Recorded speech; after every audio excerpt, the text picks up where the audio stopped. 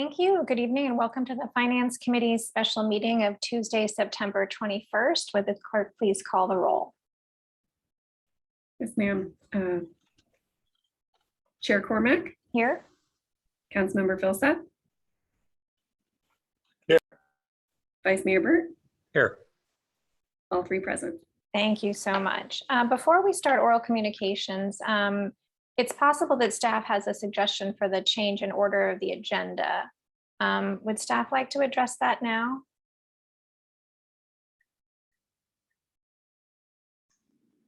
Don't see Ms. Nozay here, so with that. Well, then let's go to oral communications and we'll come back to our action items in a moment. All right. At this time, members of the public are welcome to address the Finance Committee on any items within the scope of our jurisdiction that are not on our action item this evening, items 1 through 3. So if you would like to, please raise your hand. I'm not seeing any raised hands, and would the clerk please confirm that? That is correct. I don't see anyone wishing to speak. All right, then I'll close oral communications and we'll turn to our action items. And let's see if Ms. Nozay has had a chance to join us. It looks like not yet. Should we perhaps take a 5-minute break? Yes, Christine, what do you think? Staff is recommending that we change the order tonight. Okay. Given that we have a consultant on board to discuss our ballot measure. So staff is recommending that the ballot measure item be moved to first place in the agenda, followed by the fire ambulance fee and then the CalPERS item. So we'll go backwards. 3, 2, 1. Yes. Okay. Yeah. All right. That's fine. My only concern is that members of the public might have thought they could join later, but I know that the city manager did mention this in his comments last night. Is staff prepared with the report for number 3 presentation? Great. Why don't we go ahead and have that then? Great. Good evening, Finance Committee. Kylie Nozay, Administrative Services Director. And tonight we have with us Christine Pross, our Assistant Director. We also have Paula Cohn, who is our property tax consultant and resident expert in the literal state of California, and Joel Herman, who also has been helping us on the property tax side. And Christine will give the presentation tonight, but I guess for a scene setting perspective for the committee, this is really kind of us getting down to work on figuring out what kind of tax or taxes the council and committee may choose to pursue for the November 2022 ballot measures. And will obviously be one of many steps that we'll go through. And so with that, I will turn it over to Ms. Pross and she'll walk us through the details. Thank you very much, Director Nozay. Hi, Christine Pross, Assistant Director of Administrative Services. Thank you all for joining us tonight to discuss potential revenue generating local ballot measures, updated and recommended further refinements. Tonight, we continue to consider the exploration of a potential business tax, utility use-based tax, and documentary transfer tax for the November 2022 ballot election. Tonight in bold is going to be our area and focus for the Finance Committee, where hopefully by the end of this meeting, we've provided to council recommendations on a refined business tax that includes a range of revenue, a unit of measure. I believe we're hanging our hat on square footage. However, discussion needs to occur on whether or not that is going to be parcel tax or business tax, and also potential areas for consideration of exemptions. Another recommendation or discussion point for tonight is direction of continued pursuit of a utility use-based tax. Specifically, and we'll get to it in the next slide, of council's direction of climate adaptability and whether or not the utility use-based tax should consider or fund that initiative. And finally, area of focus, third one is start to craft an outline for initial polling to inform whether one or more of these taxes may be feasible in November 2022.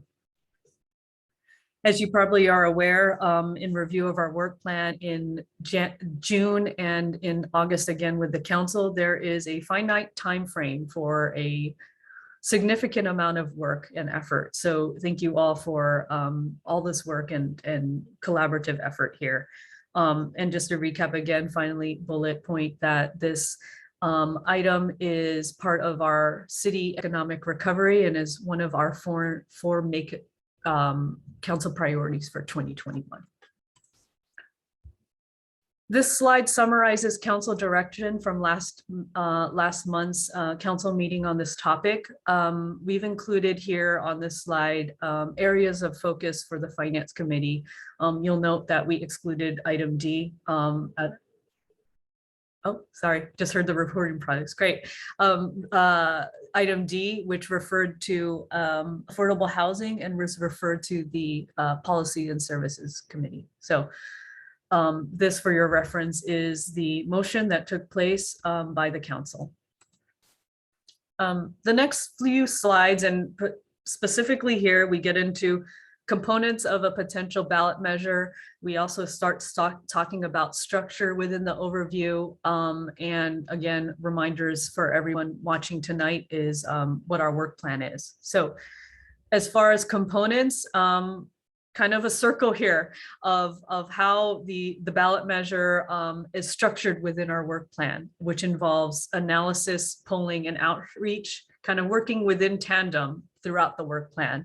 And so hopefully this diagram shows that each piece or component informs the next. And so, you know, oftentimes we talk about developing and structuring, and, you know, this is why we've tried to create an iterative process for you all to consider all these points throughout.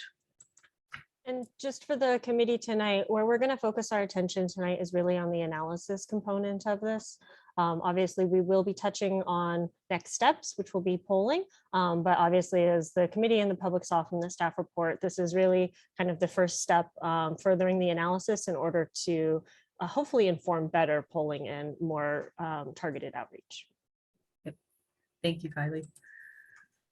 Moving on for the next 6 months in our work plan. Right now, we're in the August to September timeframe where we're accepting additional analysis of and considering the Finance Committee of revenue generating proposals and discussing and providing guidance on the initial polling and stakeholder outreach.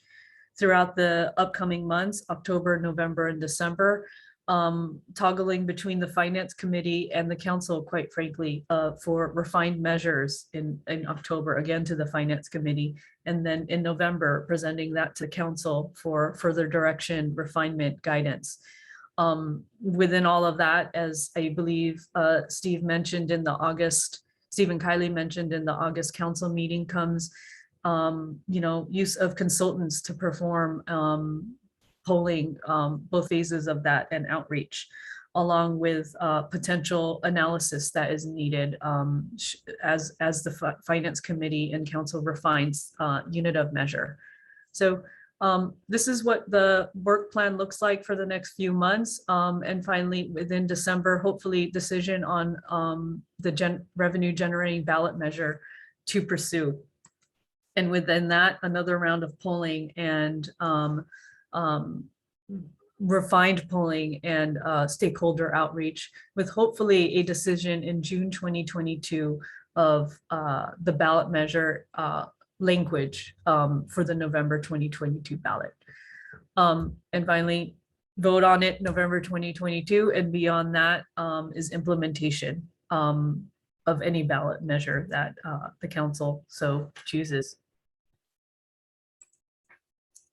The next few slides kind of reiterate some of the prior work that was done in 2019 of the local ballot measure. And for folks to have and reference to throughout this conversation, we wanted to include again the framework of ease, equity, administratability, stability, and economic benefits. So these are really some the framework of which to decide and review the local ballot measure and consider. For equity, who does the tax impact and how is it felt across the businesses or residences?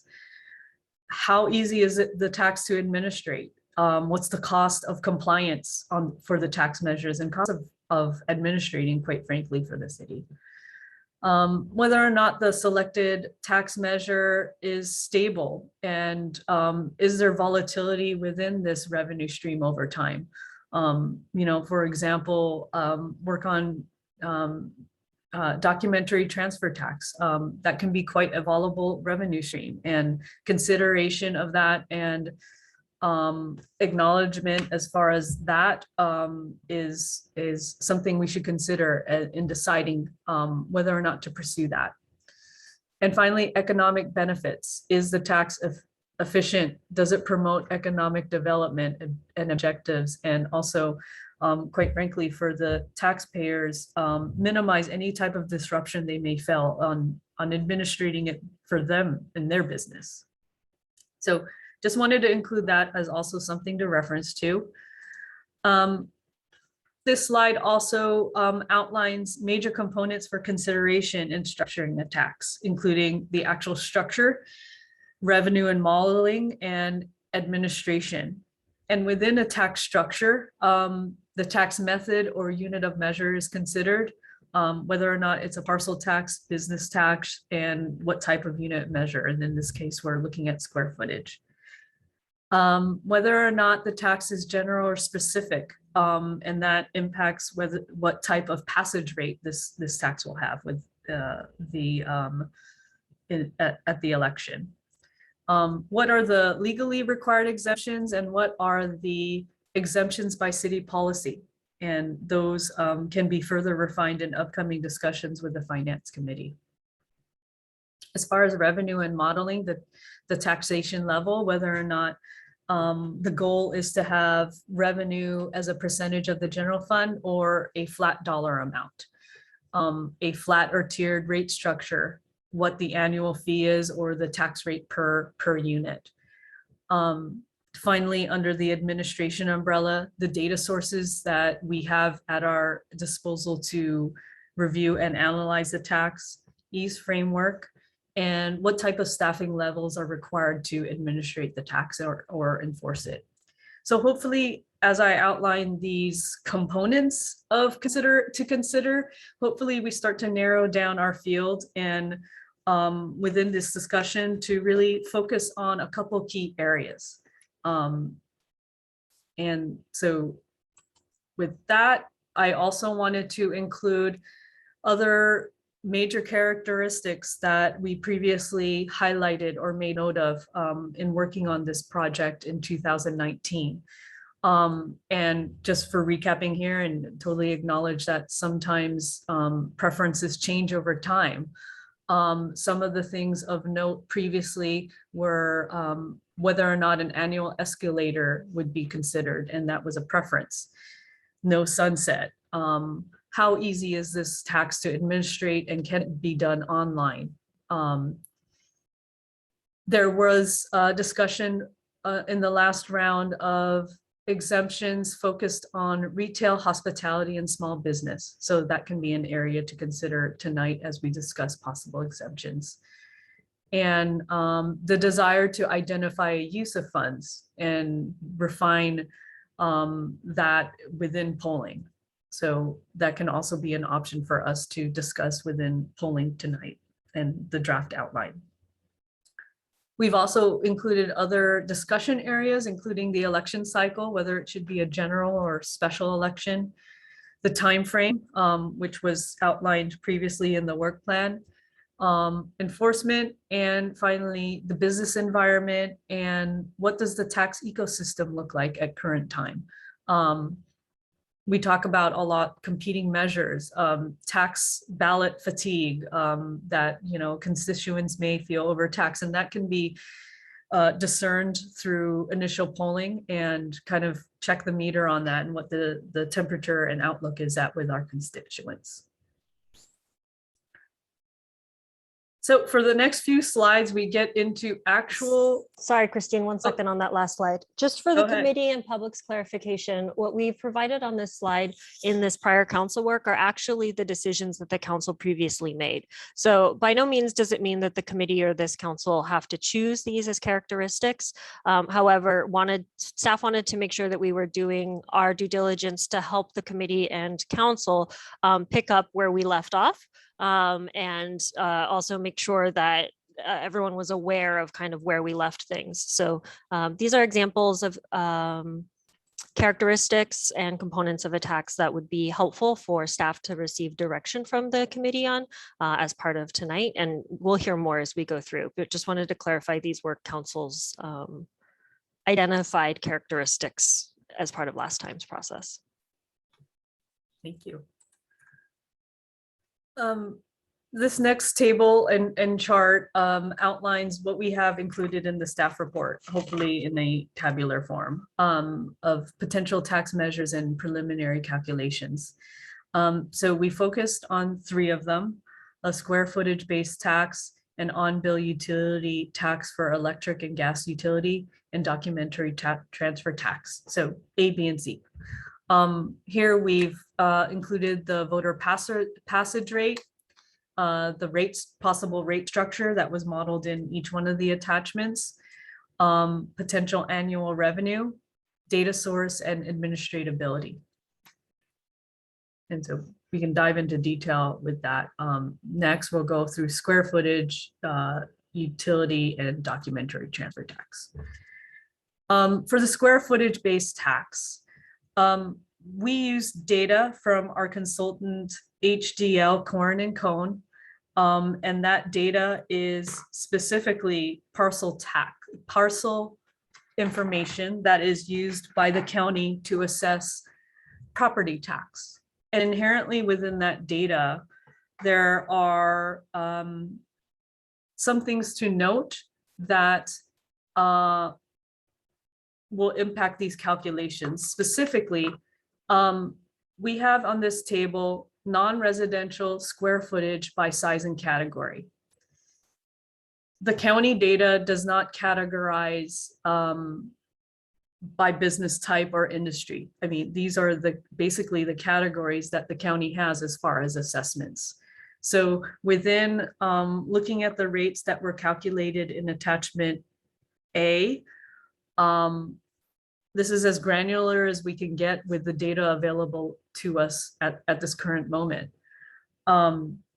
So if the finance committee were to say, we want an exemption on, I don't know, hospitality, those would be included in the commercial column here in that gray band, which comprises about 70% of the city's total non-residential tax footage. And should an exemption be selected with using hospitality, right now with the data set we have in front of us, we wouldn't be able to calculate that. So again, further refinement and discussion of what types of exemptions possibly the finance committee would have would be a goal tonight, quite frankly, to refine our calculations.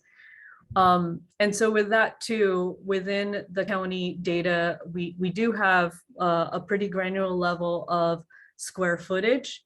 And one other thing to note is that since it is parcel data, square footage, again, isn't categorized by industry, and you get into complexities with say for instance Stanford Shopping Center, where that property is held by a handful of different owners, broken up by parcel. So to be able to discern what types of businesses are in the shopping center and modeling a business tax rate against that would need further information and refinement. So I just wanted to bring to your attention some of those nuances in the data we use to make these calculations, and they're purely preliminary estimates.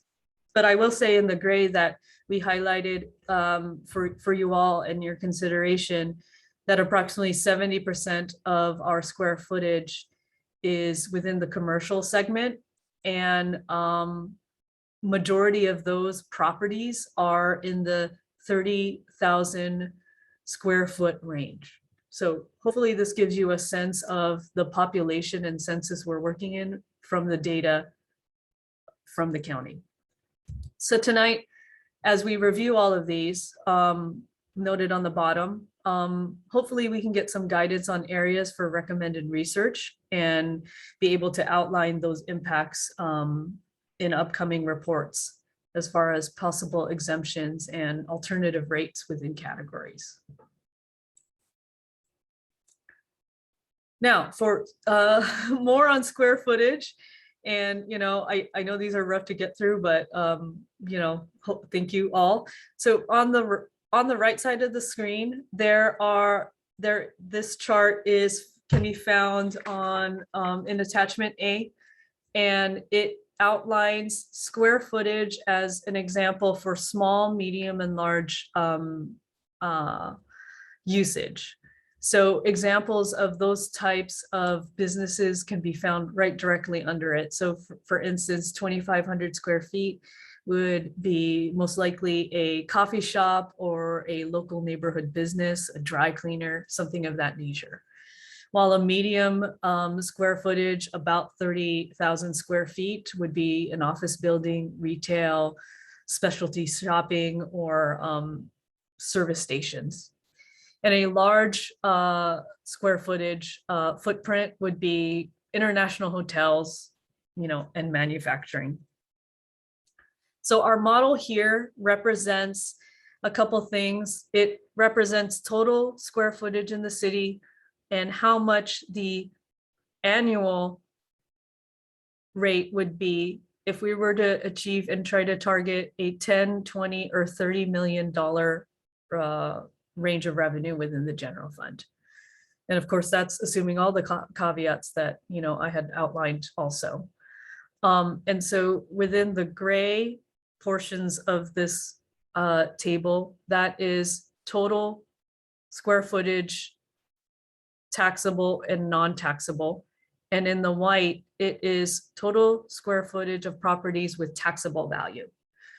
So you'll see some of those differences there. And also for the last two bands, we've also included a view of what it would look like if we were to back out any business, any kind of parcels that had less than 20,000 square feet. So just a little bit of color on this. The range of the 10 to 30 million correlates with the range that council had provided staff in the finance committee. So that's why staff has modeled it in those three different ways. And then also the calculations that are here, when we talk about taxable value, we're comparing that to how the ad valorem or typical property tax value is assessed. And what is still on staff's work plate, and we do expect to come back to the committee prior to us returning to council, is with further information about the differences between the legal constructs of a parcel tax versus a business tax. So staff just wanted to provide those multiple cross-cutting ways of calculating this data, and just wanted to make sure folks were tracking on what taxable value correlated to. And obviously all of these will continue to be refined, but these are just orders of magnitude to start wrapping our arms around what could be. And as we refine, we'll continue to adjust rates, the tax base and the like. Sorry, Christine. No, thank you. It's good to have that second confirming voice. Within this also, and we also wanted to present to Finance Committee a correction here on packet pages 185, 193, and 195 that cites that if you were to run this calculation against average monthly commercial rent, it would equal approximately a 5 to 7% increase. We reconfirmed and ran the numbers, it actually represents a 0.5% increase on the low end for the $10 million target, up to a 2% increase in monthly rent on the high end. So as Kylie mentioned, as we narrow our focus and through this discussion, we also want to note in this table that this does not include legal exemptions by law or council policy other than size. And it's basically a simple mathematic exercise to display orders of magnitude here.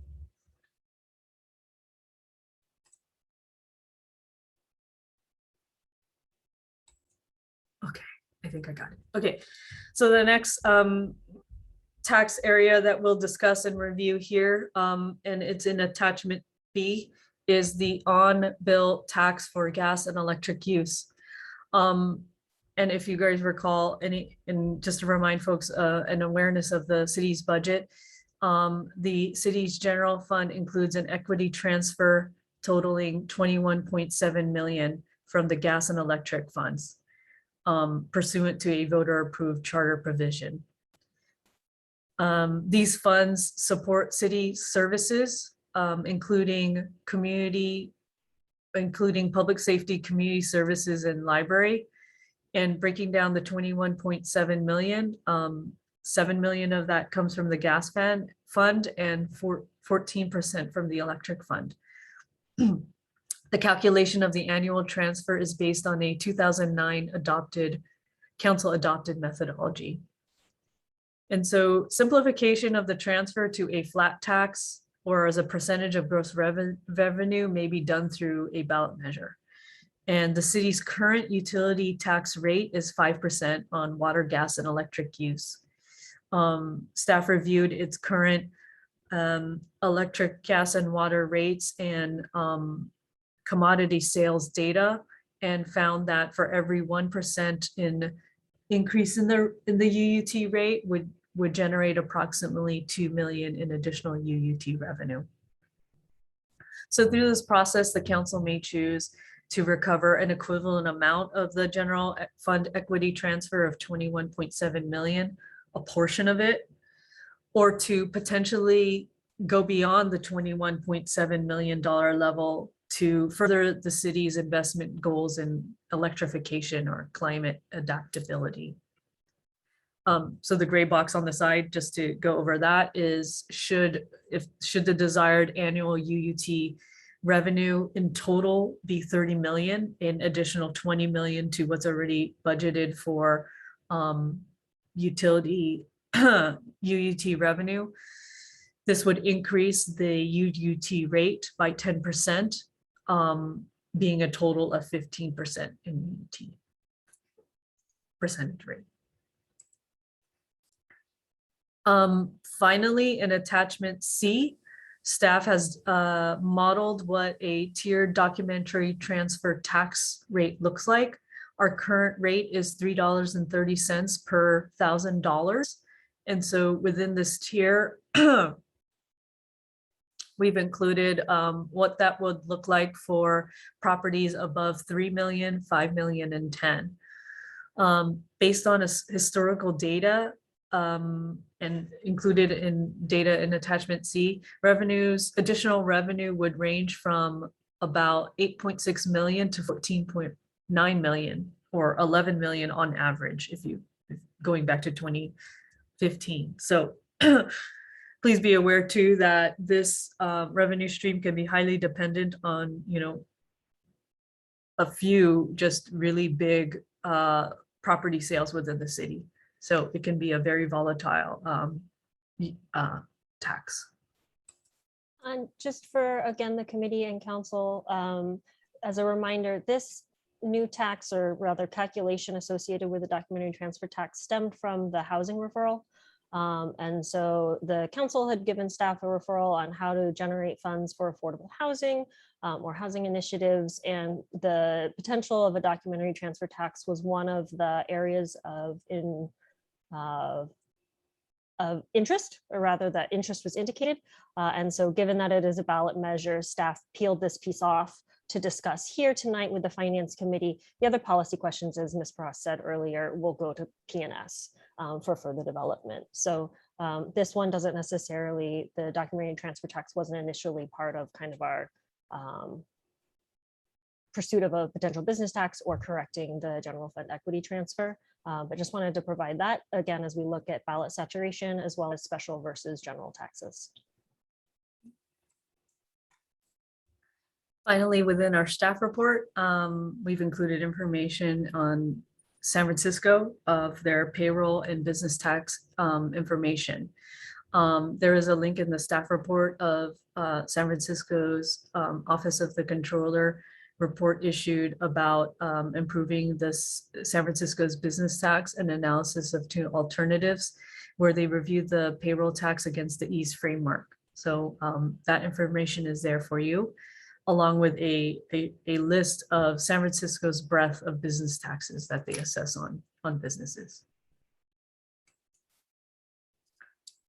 Finally, kind of towards the end, we wanted to include this right before, just as something to refer to before we get into questions, public comment, motions of areas of focus for tonight, and hopefully areas that we can narrow in with the stars next to them as far as unit tax method, a parcel tax or business tax, exemptions by council policy so that staff can return with any kind of legal review of Finance Committee's recommendations, a taxation level, whether it's the dollar value, 10, 20, or 30, or a percent of general fund, or a rate structure, and whether or not that is flat or tiered. Finally, the last component, the third component for tonight, is initial polling and factors to keep in mind. So the way the work plan is structured, there will be an initial polling round and a second round poll. Initial polling is to understand how the voters view various individual structural elements of the ballot measure. And the second polling will test more fully developed models for the potential ballot measure that builds upon the results of the first poll. So tonight, hopefully, committee feedback will help staff create a proposed outline for the initial polling to gather this feedback and include it for review by the full council in December 2021. We've included in these slides an outline of what was completed in the initial poll in 2019, the first round, at least in this for this initial polling, including voter mood, conceptual support for a business tax, the opinion and ranking of funding priorities, tax mechanisms, potential tax measure and impacts. For example, whether or not this should be a general or specific tax, a flat tax, any possible exemptions, demographic data of those surveyed, and any additional information from the voter file. And finally, last slide here is staff's recommended action for the Finance Committee, which includes reviewing the preliminary calculations of square footage, business tax, and recommend that the City Council direct staff to further refine. And we've included a space here for those items.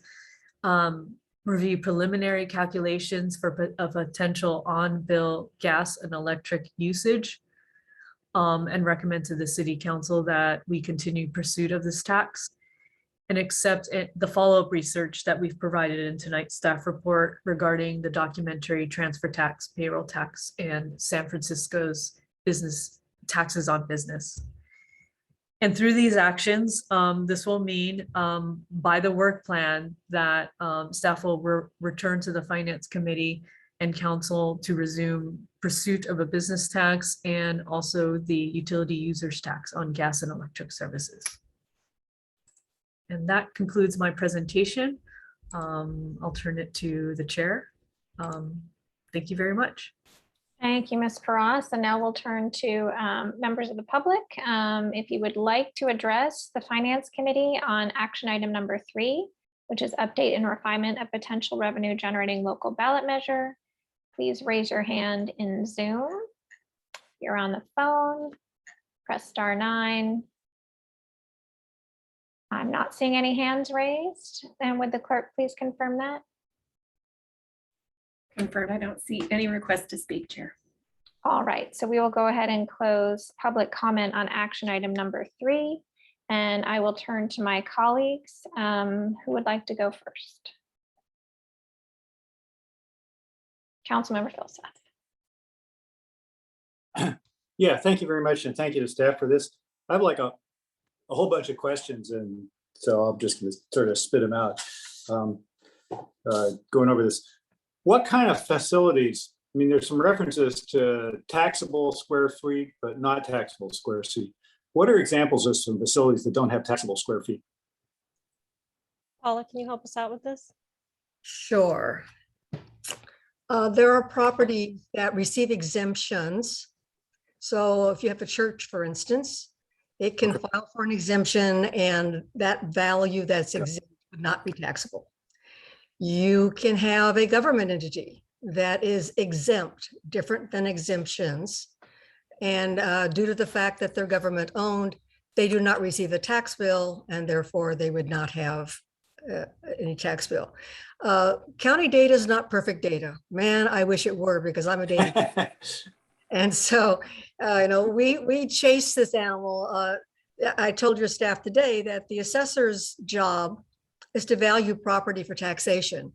The property characteristics file that have the square footage and building square footage and the use code, the number of bedrooms, bathrooms, that's not their high priority. Yes, they get around to it, but a lot of the data is stale data. You can have someone that's added onto their home and added onto it in 1985, and it still shows what it was prior to that in terms of square footage. So, so the data is the data. And we do have other resources at the city to be able to augment that, but not all property is taxed. Got it. Understand. The documentary transfer tax calculations, are those based on all transfers or just commercial? All. Am I correct, Joel? So how much roughly is commercial versus, of our receipts are commercial versus residential? We would probably have to go and do an analysis of that. We looked at all the sales transactions in every year and then applied the rate changes on them. If you're curious about that, that's certainly something that can be pulled out. I don't think we did that. You don't, That's correct. 50-50, 90-10 kind of ballpark or anything like that? As a community, you have a lot of residential, but you've got a lot of the commercial, the commercial and office complexes out in the research park and around the community. So, I really just am reluctant to take a stab at that. It would be a stab and you wouldn't be pleased. All right, well, if we start looking seriously at DT, transfer tax, it might be interesting to do. Just know that can be done. Let's see, a lot of discussion of commercial square footage, obviously, and industrial and so forth. Doesn't necessarily apply if we do a square footage tax, but I noticed that you talked about Sacramento or San Francisco has a rent tax. How much of our commercial square foot is rented versus owned? Do you guys know? No, we don't know, and that's not something that's on the assessor's roll. I don't even know if the city has access to that. Okay. If you want to start a business, that'd be a good one. Okay. Our financial, so there's a reference to financial institutions being exempt from business taxes. Are financial institutions exempt from the things that we're talking about here? Not property taxes, and it's up to you whether or not you include them in your I understand. Just umbrella. thinking of mandatory exemptions. What about medical facilities and hospital facilities? Depends on whether or not they are nonprofits or for profit. So again, Stanford. For-profit nonprofits. How about that? Nonprofits don't receive a tax bill or they have an exemption. Usually their gift shop is taxable. Okay. And all right. So if we do a square footage tax, is the Stanford Med Center exempt? We would need to look at it further. It's up to you. Yeah, I Yeah. think So No, we need to, mandatorily exempt. right, so we actually, if you noticed, Councilmember Phil Seth in the staff report, we haven't brought forward to the body whether or not, and the legal restrictions around a parcel tax versus a business tax, which are the two underlying kind of tax bases that this council has tasked staff with looking at. Right. And so as Paul has identified what our kind of property tax rules are, staff is still looking at teasing out in a very digestible form for this committee, kind of, you know, a scan, an infographic that identifies under a property tax, or not a property, a parcel tax. These are the Right. things that are legally exempt, and also the requirements of it. So for example, the 2/3 vote for a parcel tax versus a business tax. If you structure it this way, what are the characteristics under that legal structure? And can you do, you know, that one you can do a simple majority versus a super majority. Okay. Administrability comes into play on those two different factors as well. And Mhm. so given the vast amount of information that we brought forward to the committee tonight, we thought we would bifurcate those, that piece of the discussion. As we continue to narrow, it'll also help staff better discern the impacts of a parcel versus a business tax as a structure, and give hopefully better guidance to the committee. Okay. Let's see. Okay, so I wanted to ask a little bit about the equity transfer and the utility users tax and so forth. There's a discussion about the GFET. That's I gather that, you know, the formula adopted in 2009 is kind of complicated based on return on asset value and so forth. And one of the suggestions is just replace it on a % of revenue. What's the difference between that and a UUT? So maybe I'll take an initial shot at that, Kylie and Ed, and you can add in. So there are different options, and the label that you apply to it is not particularly critical. The city has a set of utility user taxes already, in which we're taxing gas and electric, which of course are city provided utilities, but we're also taxing utilities that are not provided by the city, such as phone service. Right. So we've labeled that UUT. You have the option to change the rate on that for one or more or all of those utilities. Okay. You also have the option to do a funding mechanism that aligns with residential and commercial users' gas and electric bills.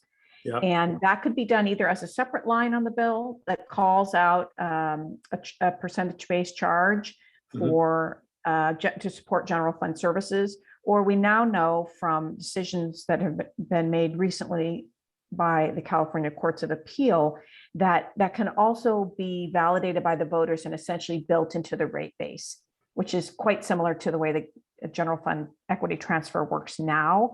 But if you wanted to do that, we would recommend simplifying it and simply going with a flat percentage, a straight percentage, as opposed to the somewhat complicated asset-based formula that we have now.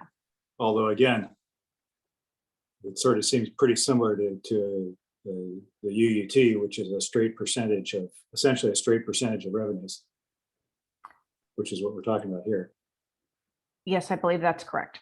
So it's a different way to package and structure, and it would Right. look different to the consumers of these utilities. Okay. I did want to comment on it. Well, actually, let me ask this. My recollection of the UUT is it's more heavily weighted toward commercial than residential, like 2/3, 1/3, or something like that. Does anybody know offhand? The city manager? It depends on the utility, right? Right, exactly. Yes. So it's the utility is a rate. Yeah. So depending on how much the consumption is happening by residential or commercial and the rate associated with residential and commercial, the utility will adjust. And so depending on the utility, we've done analysis of at least the rate that comes in revenue wise, customer revenues.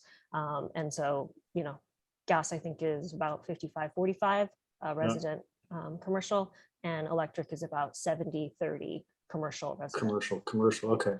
Do we know offhand what our commercial electricity revenues are annual ballpark? I'd have to go look at that. was guessing 150 million or something like that. We have to look it up. Okay. I think I have 2019 numbers. I don't think I have 2020 or 2021. Let me see. So a couple of thoughts on that for I have a couple more questions after this, but a couple of thoughts on that is, one, as we look at this, I'm assuming our commercial electricity revenues are, somewhere between 100 and 200 million dollars or something like that. We'd like to know in more detail, but we're also at, a 25 or odd percent discount relative to PG and other territories, right? Which means that, if you put your business in Palo Alto, or businesses in Palo Alto as an aggregate are saving 30, 40, maybe more $1 million a year by being in Palo Alto. And so if we sucked some of that back up with a square footage tax or something like that, we could make a credible argument that you're still better off being in Palo Alto because you're paying the difference to PG&E if you're not in view of Redwood City. So I wonder if there's some gestalt thinking along those lines we ought to be thinking about. Councilmember Phil Seth? Yeah. In 2019, commercial electric revenues were less than 100,000, about 95. Oh, really? Less than 100 million? So 100 million. 100 million. Okay. So a quarter, that's 25 million. Well, okay. I'm sure there's been inflation, obviously, and rates have changed since Yeah, 2019. of course. But I also think, 2020 and 2021 data is a little off given COVID. My inclination is if we were going to go out to with a ballot measure on the equity transfer, is that I think there's some good reasons why we ought to focus strictly on gas and not touch electricity in the same one. One is, obviously the electricity, we have some stuff going on the gas side that isn't going on the electricity side, and you never know what will happen when you get a ballot measure. And the other is they are kind of separate because there's a pretty strong climate argument associated with the gas side that is not with the electricity side. And so it would seem to make sense to keep those apart from the perspective of sort of, how we approach this. That would be my 2 bits on that. I gather, sort of reverse engineering the DTT numbers, that the annual real estate transaction value in Palo Alto, maybe $250 million. Is that about ballpark?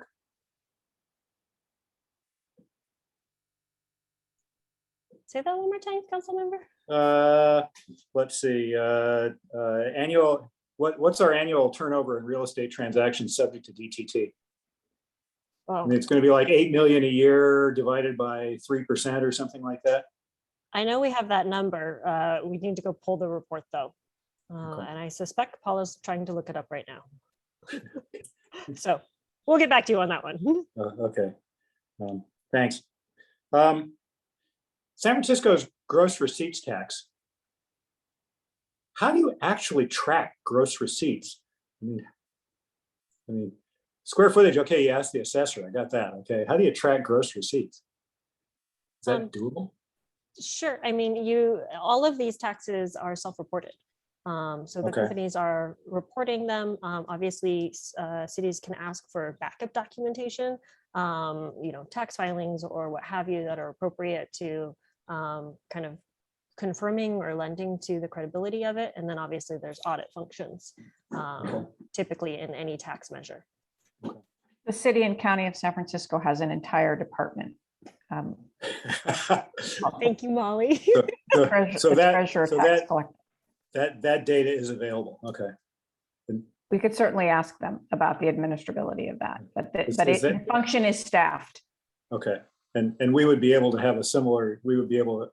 find similar sources for that data in Palo Alto? Again, it's self-reported. It's self-reported, okay. And then I'm sure checked through audits. Exactly.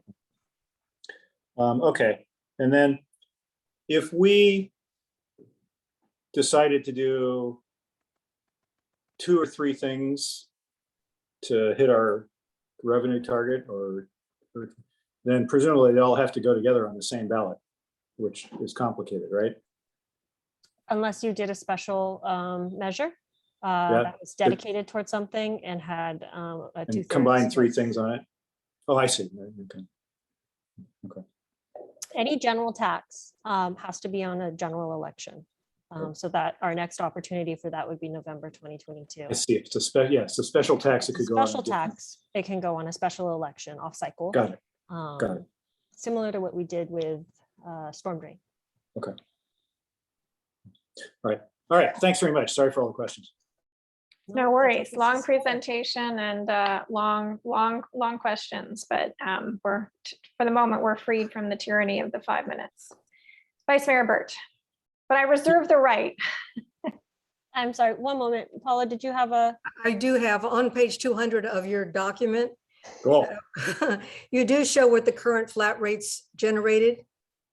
And it ranges from about 7.1 or 7 million to 8.7, depending on the year. So it fluctuates. And Joel told me as you were talking and there was a break, that the DGT transfer records, 90% were residential by count for Yep. all 5 years. Right. And 95% in some years. So the majority are residential Majority of counts, although counts. Right. counts, not necessarily revenues, but Not- counts. Okay. Correct. Okay, that's helpful, right?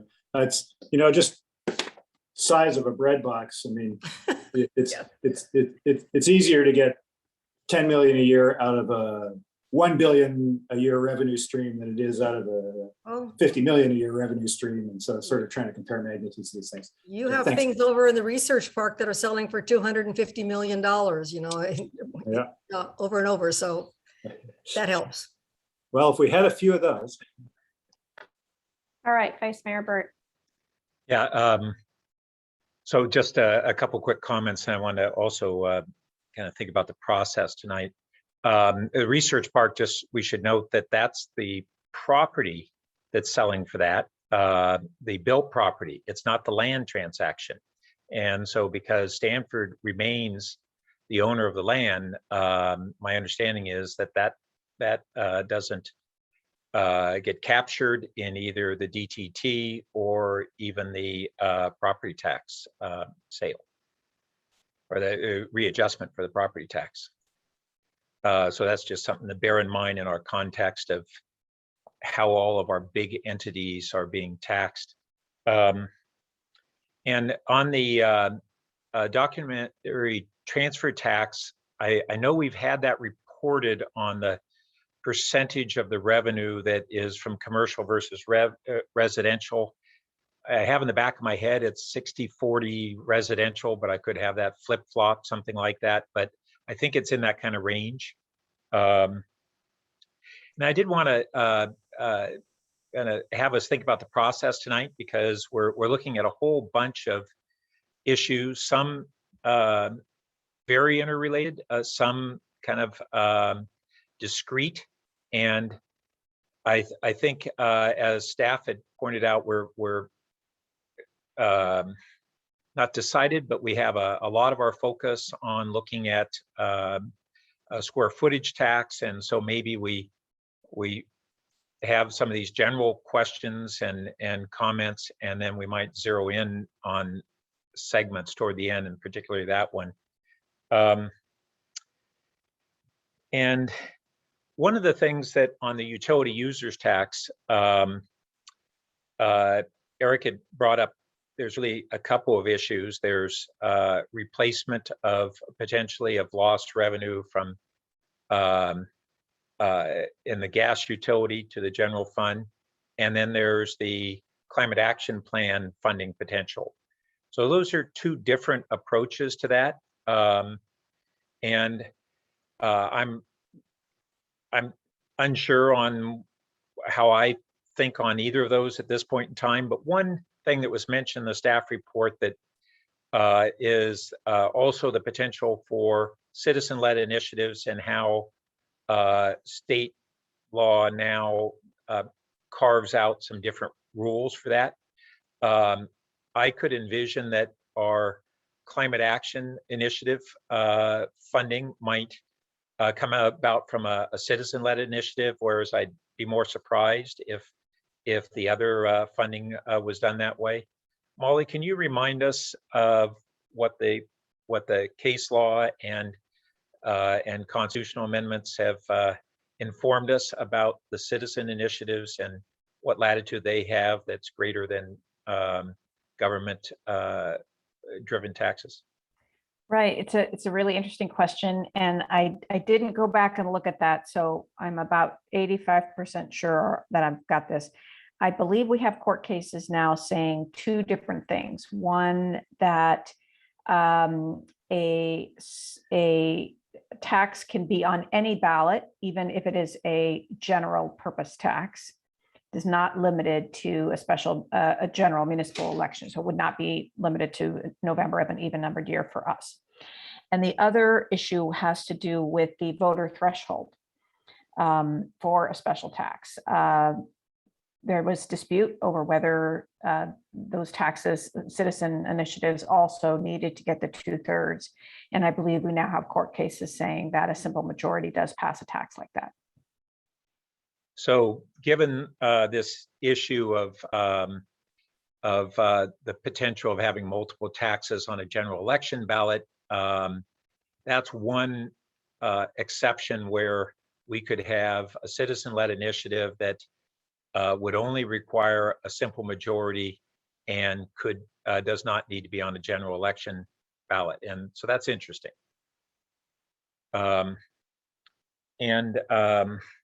One other question on the documentary transfer tax. I think it was stated that the second tier would apply to sales above the threshold of the first tier, but is that actually that I think it was in, was it 3 million threshold or something? But my question is that actually that the first 3 million would be taxed at the lower tier, and then amounts above that would fall into the higher tiers, or is it that it's a trigger that if the sale price is above that 3 million or whatever it was, let's see, it's 3 million, then the entire sale price would be taxed at the higher tier?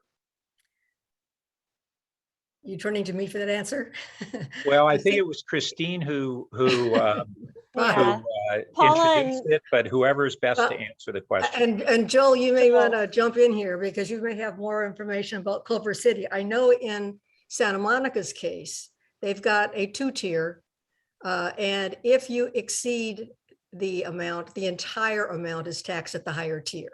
So for them, it's $5 million. Once you hit that 50001, you get taxed at $6.60 on everything. In Culver City, I think it's different. Yes, that's correct. It's a marginal rate in Culver City, and the model that we created for you, council member, is more like Santa Monica's rate, where as soon as you reach that threshold, you go and use the new rate for the entire amount. Okay, well, we can, if we go down that path more, I think that's worth considering. It kind of leads to folks being incentivized to game the system. And I'm not sure that it really is a fairer approach either way. Okay, so I appreciated in the report, there was some really valuable information. One was really breaking down the pros and cons of a bunch of the different forms of taxes. I think a lot of that was using the range that San Francisco has, because they have one of almost everything. And I did want to really just reiterate that I'm yet to find a form of a tax or a structure that is even close to perfectly fair. And so I think that we need to caution ourselves that if we're attempting that standard, we're going to come up short.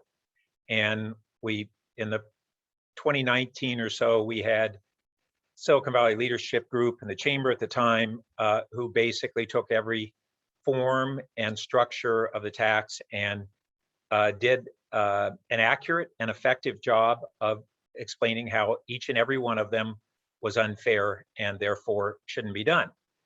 On top of that, why it should be, we should do it on a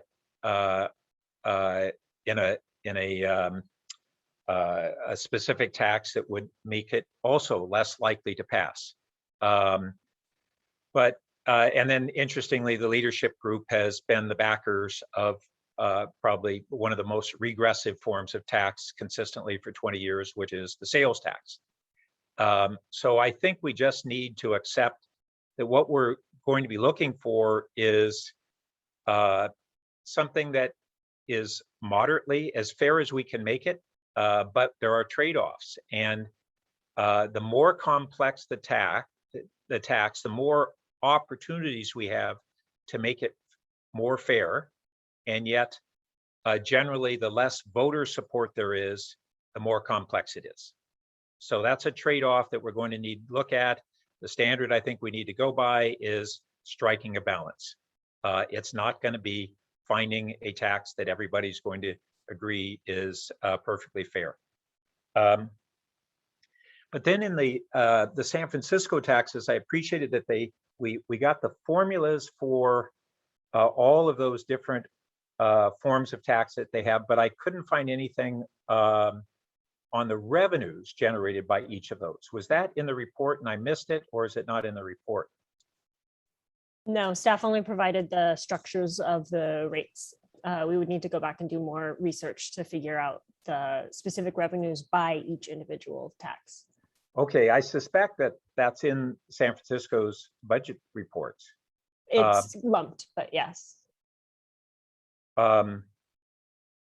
Well, by each of those taxes, right? I checked today, and they had a line listing on just the summary report that I just quickly checked, which was the aggregate of business taxes. So all of those combined, but I couldn't quickly find where each of those were broken down. Although I believe I had seen that when I looked a couple years ago, and I think it's readily available. I don't think it's a bunch of research, but I think it is important information. And when we look at the context and the scale of what we're considering, I think it's really important that we look at San Francisco, and for that matter, also East Palo Alto. And what I did see, assuming what I found online was correct in both of these figures, was that San Francisco, I think in FY 2020 it was, had 822 million in business tax revenue. They had a single line on the summary I saw.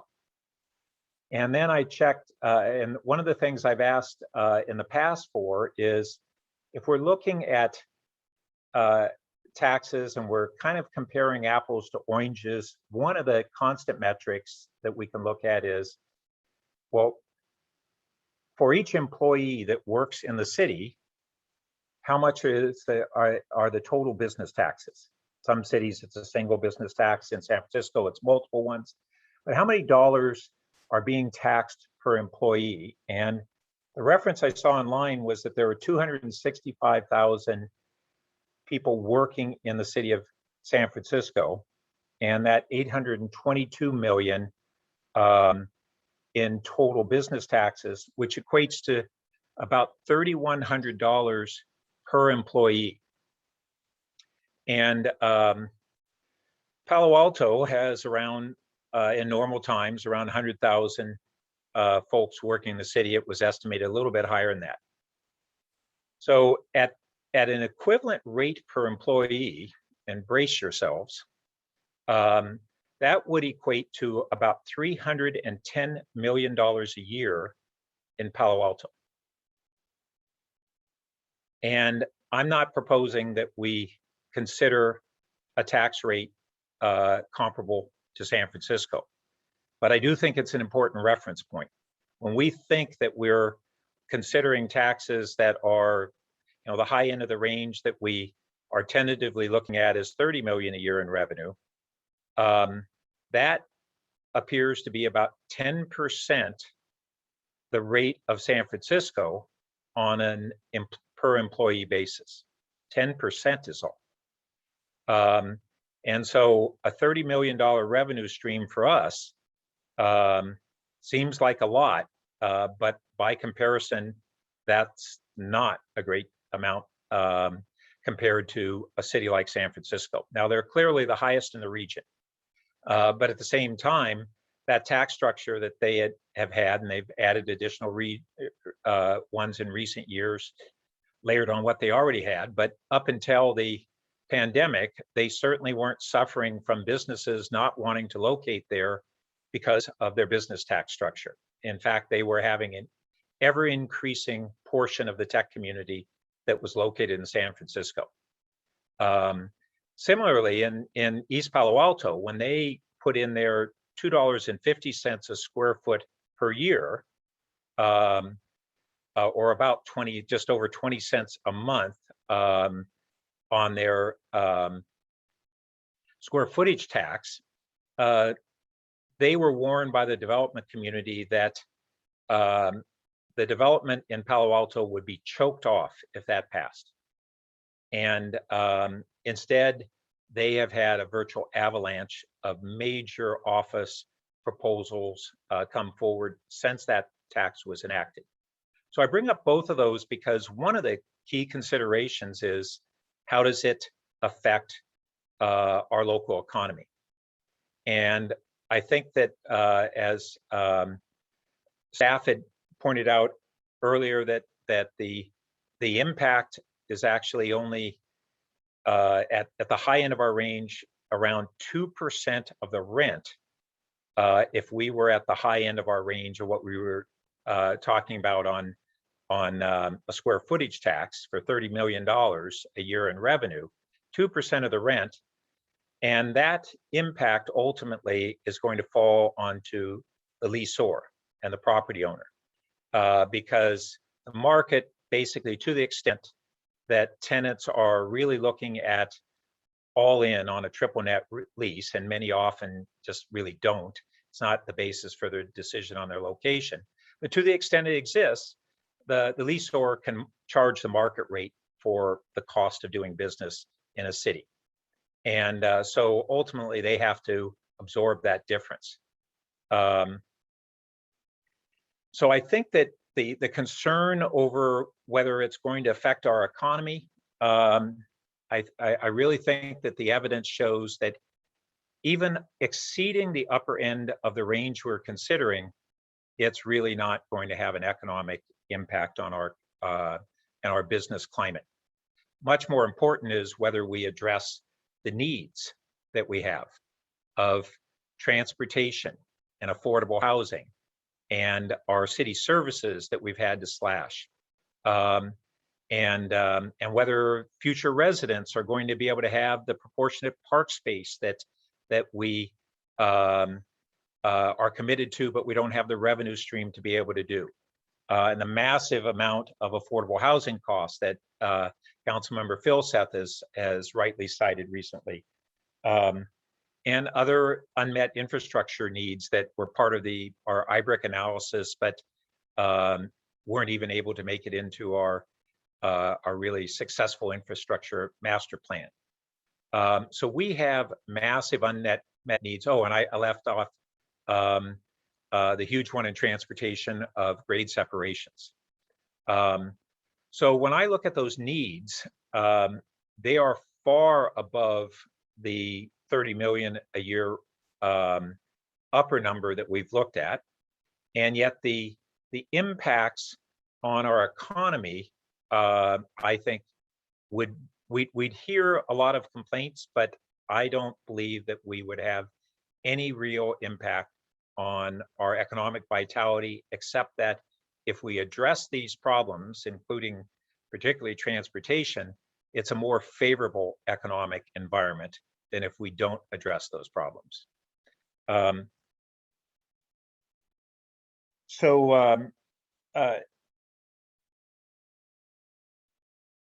One additional comment just at this time is on kind of looking at the guiding principles. And we had this slide of the E's, and the last one was promote economic development benefits. I don't get how the tax directly promotes an economic development. I mean, taxes on a business are to promote the needs of the community and serve the needs of the community, but not necessarily economic development by a tax on business. That it just doesn't quite make sense to me. And it may be implicit in the guidelines, but it didn't talk about the criteria being how well does the tax meet the needs of the city government and the community, which is really what we're talking about. And that may have been a given, but it's not in that EASE acronym anywhere that I could find, except unless we're saying that the city economic needs of the city government are meeting those needs. And that didn't seem to be the way it was framed. So I think we've misframed those criteria, and we need to recognize that unless, other than looking at the long-term vitality of the community for the reasons I described, of investing in the ways that both the residents and the businesses need us to invest, that promotes indirectly the economic development, but not a direct impact that is favorable. We can also look at whether, and it's a valid consideration of whether there are direct impacts that are more unfavorable to businesses, but I don't get how a tax on business is directly favorable to the economic development. So those are kind of my initial comments, and I'm sure we're going to have a lot more discussion. Thank you, Vice Mayor Burt. Did staff want to respond to any of the things the Vice Mayor had there at the end? Or no? Okay. All right. Thanks to my colleagues for getting it started, and appreciate I think staff has really hit the sweet spot in terms of the amount of information provided, and the different slices and things. And as an example, I'm on packet page 185 looking at the, well, if you exclude under 20,000 square feet, I'm like, oh, I wonder why they chose that. And you get to page 192 and you can see there's a natural break, and that makes a lot of sense. So I, for one, appreciate the level of information that's been provided and the manner in which it's been provided. I feel like it's, Goldilocks, just right. Okay, so I'm sure, what staff is looking for tonight. Are you looking for us to narrow the 10 to 20, 30? Do you want us to pick a number, or are you still comfortable with that range? We're comfortable with that range of the committee is. We will always and constantly through this process encourage the committee and council to continue to narrow. But I think it is also a feasible opportunity for the committee to say that they would prefer to have that be one of the components of the initial poll, and see if magnitude comes out with any sort of significant kind of, I guess, conclusions as a result of that. Okay, you mentioned polling, so I wonder if you could bring up slide 18. Eric, do you have a question about this right now, or you just want to go next? You're on mute. I just want to go next. Okay, that's fine. I'll get I keep thinking of stuff to ask. Okay, good. Well, it's not that hard to keep the order in mind. Okay, thank you for slide 18 here. When we went through this 2 years ago, one of the pieces of conventional wisdom that was shared, I think pretty consistently, was that one of the reasons the prior business tax failed was its complexity. So last go round, if you just look at what we asked people, this poll didn't actually give us very good information, because we asked people on the phone in 18 minutes to differentiate between business tax square footage, parcel tax square footage, utility on bill, and documentary transfer tax. And if you think about the amount of time that, those of us who spend a lot of time on this do, I think the more we narrow for the poll, the better, right? The crucial questions are what we need to ask. And I think if we can, go from 4 to 2, that'd be fantastic. I just want to get that out there. And then in terms of general versus specific, again, I don't know that this is a good thing for us to be polling on per se. I think we can be informed by the percentages to help us figure out whether or not it should be targeted or broad-based. I think there are ways to get at that. Flat or tiered rates, I think that probably is less relevant now because we're not doing the complicated headcount thing. It might just be for documentary. Thanks so much for sharing that slide.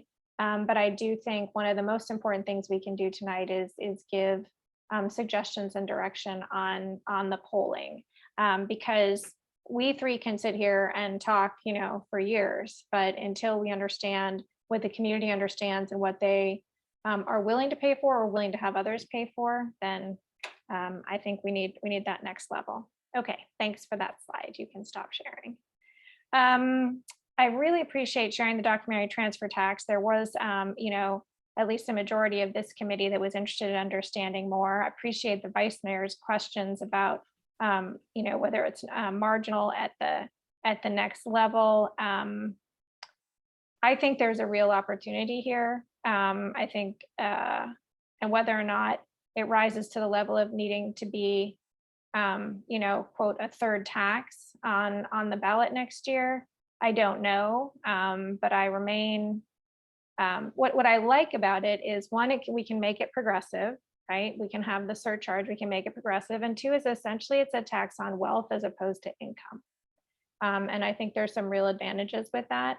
We hear about that at the national level as well. Okay. Next, I think was utility. Oh, sorry. I wanted to talk a little bit about the resources for staff, which you've just sort of highlighted here on page 190. With the departure of one of our key staff members on this, is there anything you want to share with us about being prepared for what you're going to bring forward, what we're going to need to do? Because it sounds like we're going to need to spend more this time than we did last time.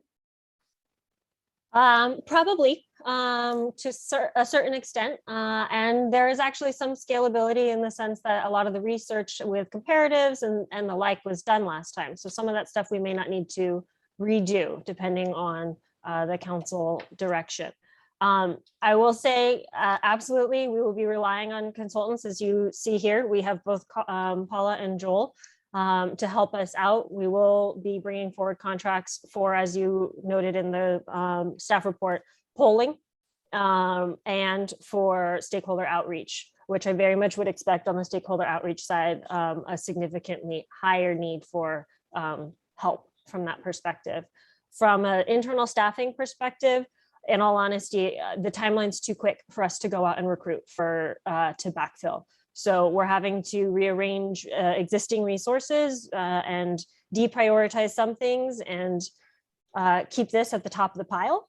And so I will be honest and say that this staff report was a parting gift of the staff member that was departing.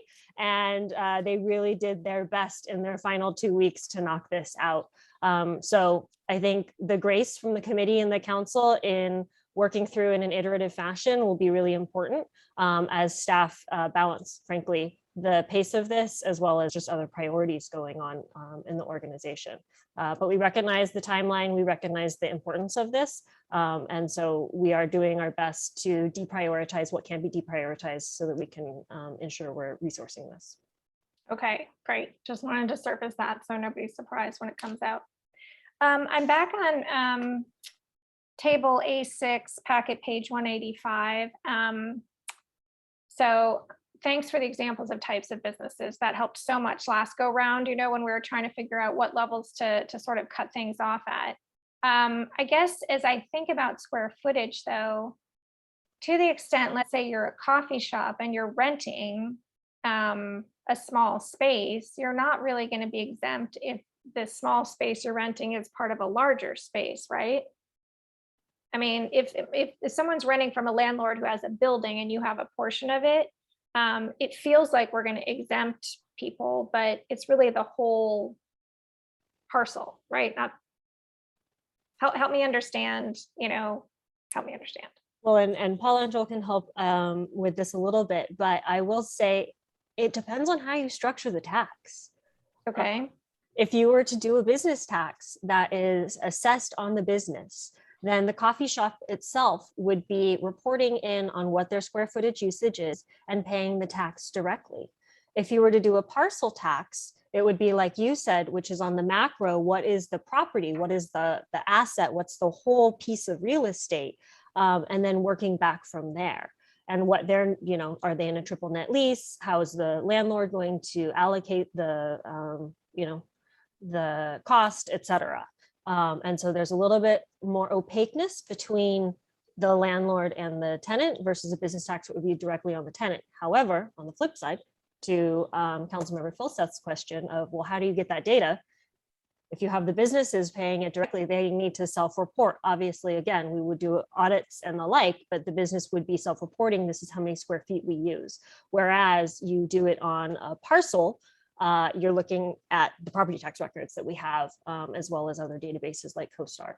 So Okay. pros So and then- cons associated with structures. All right, so table A6 is the self-report version, not the parcel tax version. Not necessarily. We could look at a parcel tax and carve out exemptions and do it through an exception process, is something that we kind of talked about before. And so we would need to dive into, there are ways to structure, but again, it gets back to the complexity piece.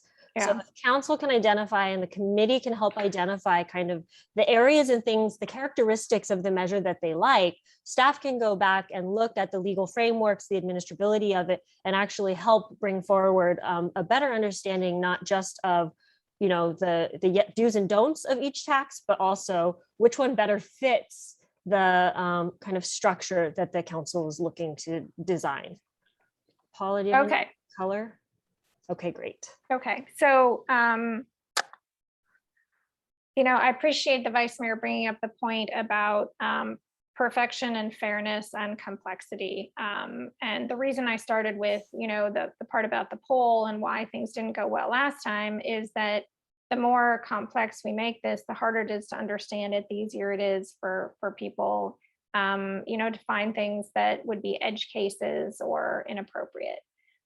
So my preference is going to be for simpler. And if we're going to do exemptions, then, more numerical and less based on industry. Even looking at that list, where we were with hospitality was, was a different time then, and now we're in a completely different situation that might be more semi-permanent. So I'll just get that out. With respect, I just wanted to respond to Vice Mayor's comments about San Francisco and East Palo Alto. I don't feel that we have the same business space, in terms of the sense of the size of the businesses. So I don't feel that those are I appreciate him using them as a measuring stick, but I wouldn't consider us, and I know he didn't say that we were in the same group, but I'm not particularly interested in anchoring off of East Palo Alto or San Francisco based on the combination of businesses that they have. Okay, wrapping up here, and then we'll get to the second round. And I am cognizant, I think we're going to use up all the time we didn't use in the last finance meeting tonight. This is a very important topic. And this is our time to really get into the details. So cognizant of both of those. Okay, so with the utility tax, specifically, do you guys want us to give you a number? What is it that you want from us tonight? Indications on gas, electric, both would be helpful, or if that's something that the committee would prefer to be in the poll is helpful. And then also gas, electric, and I guess would be the third one. Or does the committee wish to just look at one for one for the current equity transfers? So I'm with Councilmember Philseth on potentially focusing on gas for the reasons of the existing situation, and then also for some of the climate reasons. I think it's very important in the poll that we ask about the climate part, right? That we get some barometer. Are people willing to chip in a little bit? Or maybe are people willing to chip in more than a little bit? And because that's really going to help us figure out, is this the right place to put it? Is it perhaps, what, one of my colleagues was suggesting, it'll go a different way. Yeah, so that's where I am on that. And all right, Councilmember Philseth, you're next. Okay, thanks. So I agree with you 100% on putting the gas in the poll. I think that makes a lot of sense. We should do that.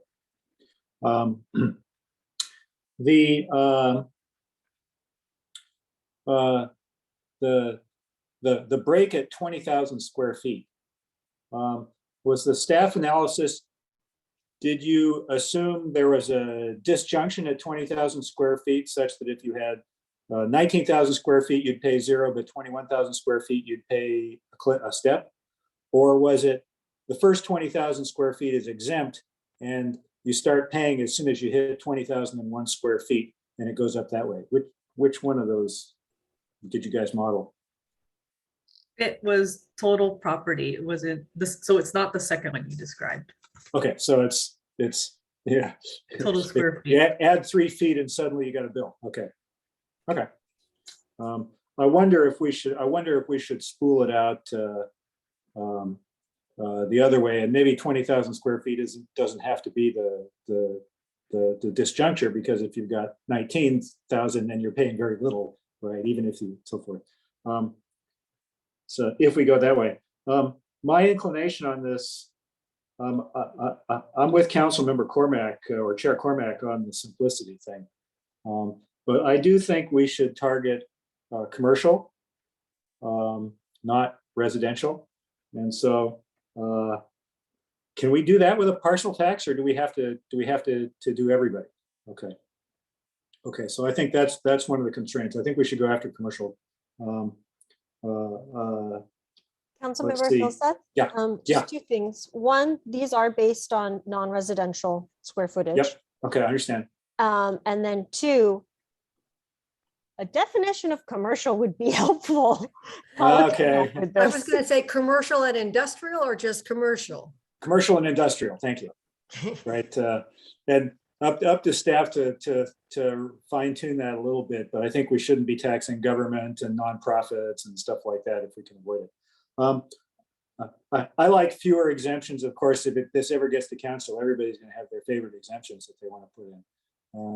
But yeah, I would hope that if we had a threshold of size, right, and if we went for the square footage, right, then we'd pick up a lot of exemptions. So, you know, the tiny restaurants, you know, maybe, the European cobblery and so forth, the thin margin, small single-owned retail and stuff like that. Right? I like the idea of going. I've shifted a little bit on this since the council last council session. I like the idea of going after of looking at the square footage. I think the nexus of tech and commercial real estate really being a foundational supplier to tech, that is the economic engine of Palo Alto. Okay, and so I think it makes sense to look at that as how we fund critical operations in our city and infrastructure. If you just take your 20 million square feet of your adjusted 20 million or so square feet of non-residential space and multiply it by the $6.88 a square foot. I understand it's not all rental and so forth. You know, that's $1.5 billion a year. And so, a small fraction of that could go a long way in funding our city because there's big numbers there. Right? I agree that some of the details, should it be a general tax versus a specific tax and so forth, these are too complicated and not informative enough on a poll, right? So we should focus. We should focus the poll on some of the other details don't need to be there. I have some reservations about the documentary transfer tax. I actually kind of like the idea for exactly the reasons Councilman McCormack said, but I worry about sort of the tax shotgun here if we got this tax and that tax and that tax and that tax all at once. So I worry a little bit about that. I do think we should go after the gas transfer. I like the symmetry of making up the loss of the equity transfer. I think the community will understand that. And I think the community is, I think the polls are likely to show that the community is supportive of, disincentives to consume large amounts of natural gas as we watch the planet burn. I think the community will be in alignment with that. Right? Vice Mayor's idea of having it as a citizen initiative is kind of intriguing. That hadn't even occurred to me. So that might be worth considering. But my inclination is we ought to do the square footage tax, and we also ought to do the makeup for the gas transfer. And whether it's a partial tax versus an end user focused tax, I agree with Councilmember Cormack that we should weigh simplicity fairly heavily in that. I actually do kind of like the idea of applying it to the landlords because they will or will not pass along the increase to their tenants, depending on whether the market will bear it or not, as opposed to if we put it directly on the tenants, then it might take a while before the landlord adjusts rent down in order to compensate if there's an issue there. That Hey, Eric, said, excuse me. yeah. Councilmember Philseth, I'm gonna interrupt you for a moment because City Attorney has her hand raised. So before we Okay. get too far down your next list, let's see what she has to say. Okay. So I didn't mean to interrupt the council member, but just the citizen initiative came up again. So I know this committee is aware of it, but just for the public to also know, the city, of course, city staff and council members with their council member hat on can't have any involvement in the development or pursuit of a citizen initiative. The Okay. city has to be totally separate from that process. Thank you for the clarification. Yep, that's important. As for again, I think if we put a limit on that it starts at 10,000 square feet or 20,000 or 5,000 or whatever it is, I think we de facto exempt a lot of small thin margin retailers. If they are in fact in a big shopping center and the landlord doesn't qualify for that exemption and pass, I worry a little. We have to think through that a little bit, but I'm not sure that in the balance it's a showstopper. Okay, but I'd like to hear more and more discussion on it. Okay, thanks. Chair Cormack, if I might pose just one question for the committee's consideration, or just, I guess, one variable to consider. When we're talking about the equity transfer and potentially increasing utility user tax rate on gas specifically, one thing to consider is absolutely the incentive associated with hopefully moving people off of gas. But also what that does mean is that in theory, your tax base is actively dwindling as you're trying to gain revenue from it. So what I would encourage the committee just to think of is both the behavioral changes that taxes can do, but also when those behavioral changes do happen, have you structured a tax that's not able to last? And so just want to throw that out there as something for your consideration. That's worth modeling out. Your instinct is, boy, that would be kind of a long term kind of thing. But again, it's worth modeling out. Yeah. Thank you, Director Nose. Okay, Vice Mayor Byrd, and then after this round, we need to move to motion.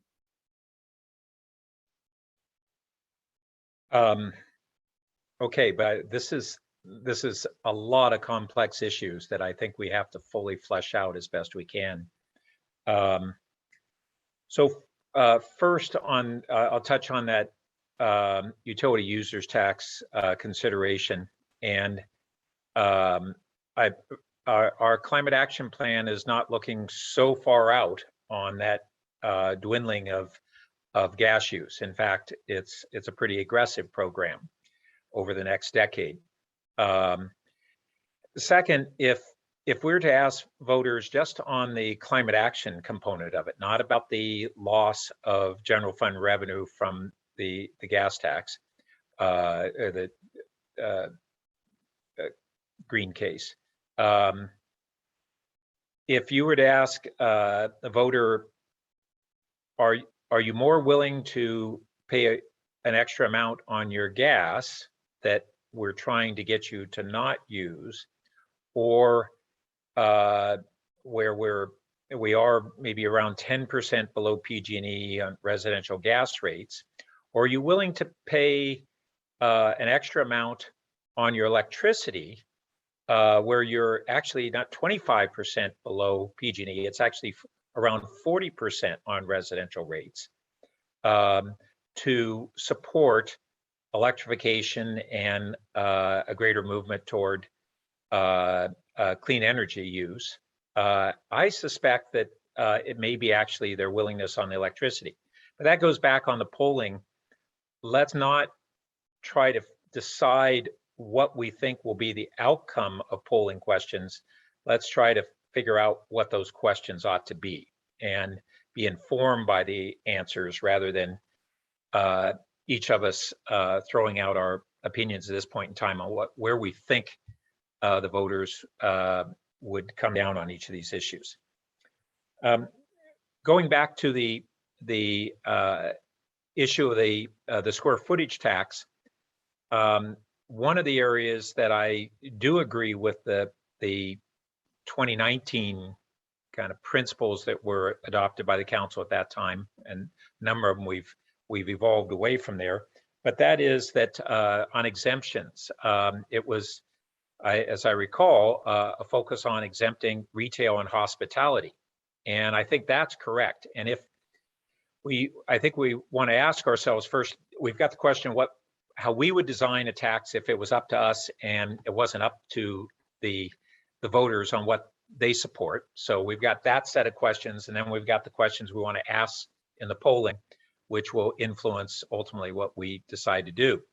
But if I had the choice of exempting retail and hospitality and dropping down the threshold on the square footage so that smaller financial institutions and VCs and all those folks who have potentially incredible earnings but don't require large buildings, if we have the square footage as the trigger, then they're exempted.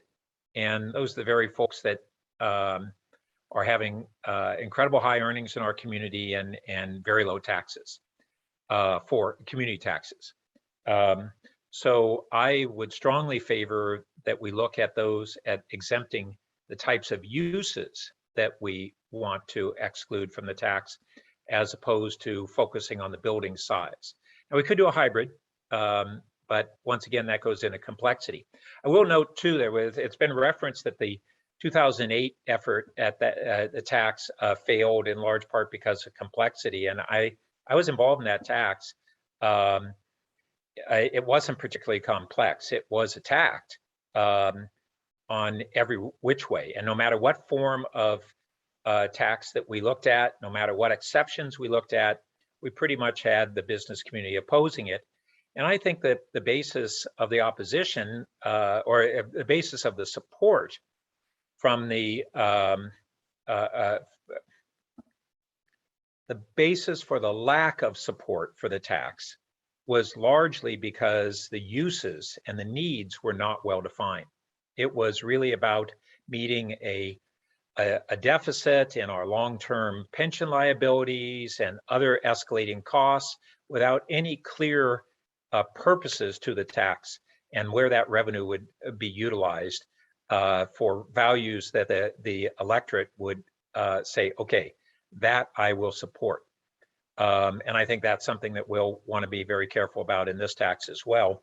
Whether it's a specific tax or a general tax, we still want to lay out what those needs are, those unmet needs, and the ramifications of either having this revenue or not having the revenue. I would also like to note on the comparison to both East Palo Alto and San Francisco. No two cities are identical. And once again, if that's the standard by which we have comparisons, then we're never going to be able to compare ourselves to anything. But East Palo Alto, when they devised their square footage tax, it was deliberately focused on the tech community. In East Palo Alto, those were above 25,000 square feet. They knew the buildings they had, they knew who was in them. It was a limited number of companies that or buildings that would be taxed, and they sculpted the tax around that. And so, so it was very much a tax targeted on the tech community. Well, we have a stronger tech community than East Palo Alto. So in that sense, it's even more, arguably more applicable to us, not less applicable to have that kind of comparison. And in San Francisco, we really do have a lot of similarities. They're a much larger scale, although not as much larger scale in terms of number of employees. It's very interesting. 235,000 employees versus 100,000, despite them having, what about 11, 12 times the population. And I'll just share that in, I don't know, it was 2011 or 2012, a couple of us were meeting with then Mayor Ed Lee around rail issues and getting support for Caltrain. And he was very enthused about collaborating with us. And in that conversation, he remarked that at that time, and they certainly, San Francisco in the subsequent decade exploded in their tech role. But they said, yeah, he said, we are in the process of trying to become a bigger version of Palo Alto. That was their vision of becoming a tech center. And we were the model he was comparing it to, and they certainly succeeded at that. But I think there are valid comparisons in many ways, certainly not identical. So one other thing, there was discussion, particularly Mayor Du Bois's focus on the payroll tax.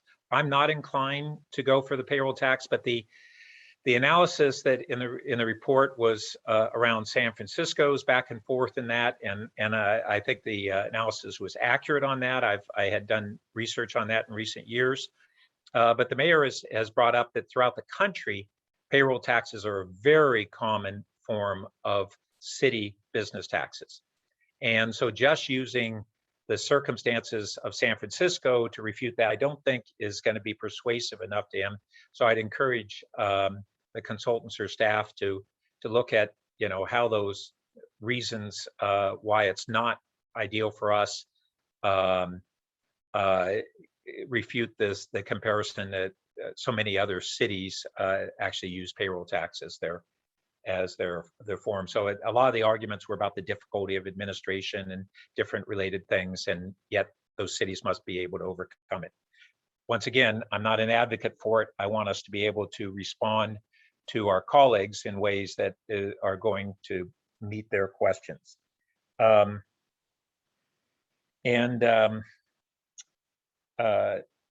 Let's see, I'm just looking, I had a couple of notes. Oh, one was on the definition of commercial. Now, I think, Paula, you had maybe said that's what the county assessor breakdown was. Is that where that came from?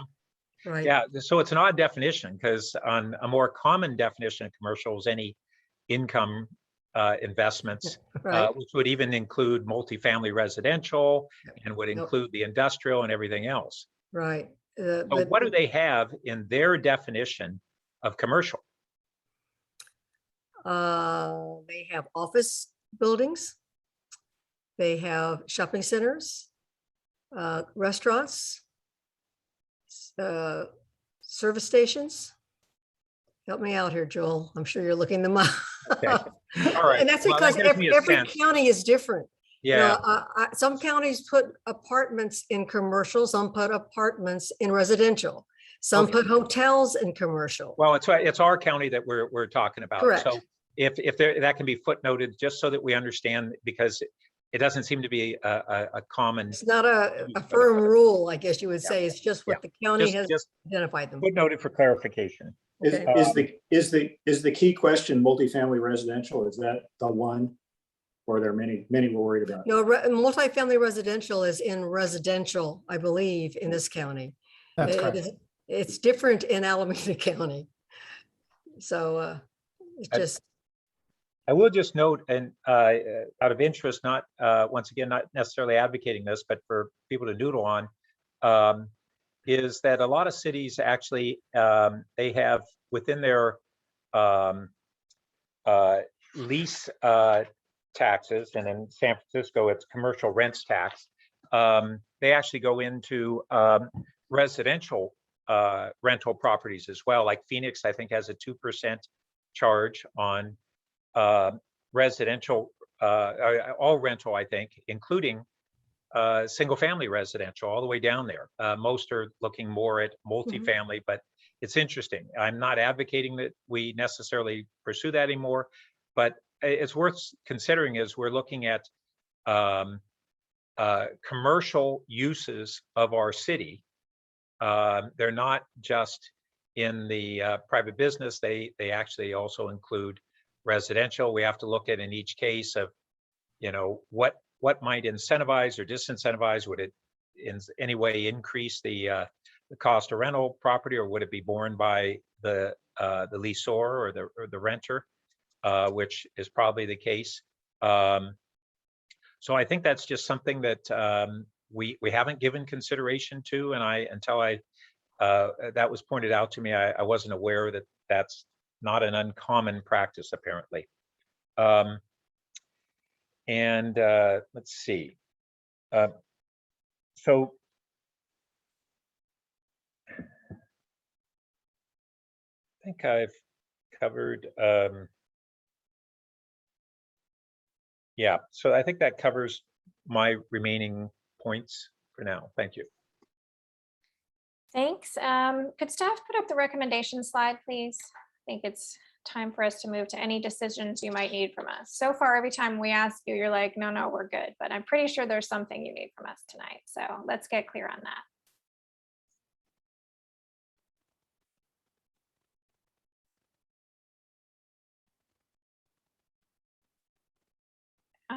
And I'm just, as if I'm looking at okay.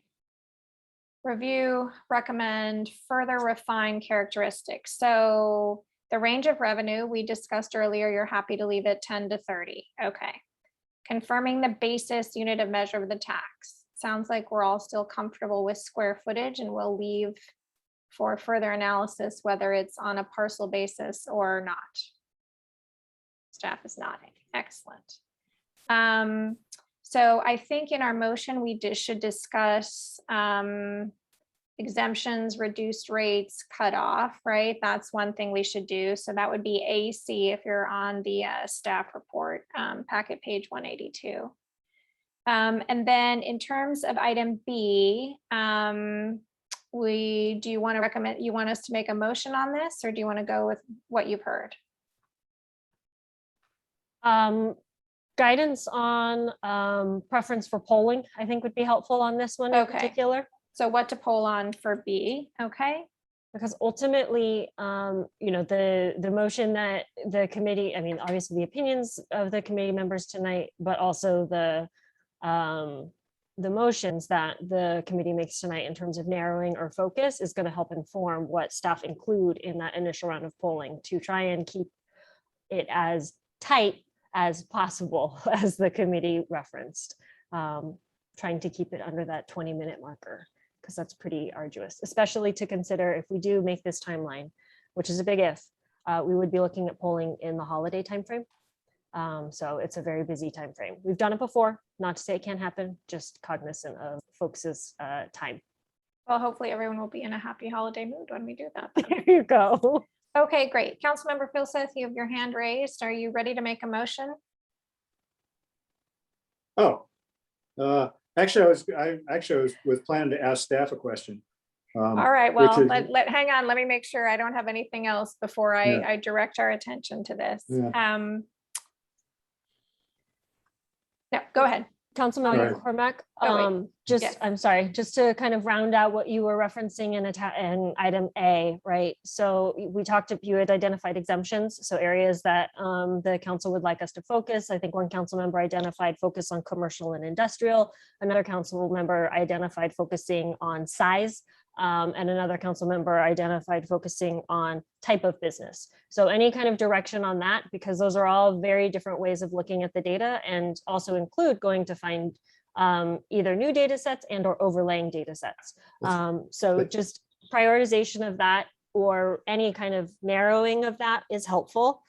So we're looking at specific industries or specific classifications. And then the last piece that I will say that everyone's touched on is rate structure. So flat versus tiered. And you want marginal rates or, and ultimately that's not a decision that needs to be made, but if that's something to be considered as part of kind of staff's future modeling.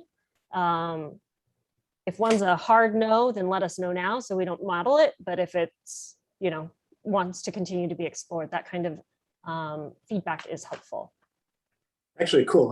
That's actually kind of what I wanted to ask you about, which was, you know, how do you want us to consider guidance on the industry thing versus the size thing for exemptions? Okay, because I mean, I actually agree with the vice mayor. I mean, I have no particular love for hedge funds and so forth, but you know, my instinct is that you're talking about sort of mouse hair amounts of money there, right? And we ought to, and there's the issue of simplicity too, right? So how do you want guidance in terms of simplicity versus you know, social justice on these kinds of industries versus those kinds of industries?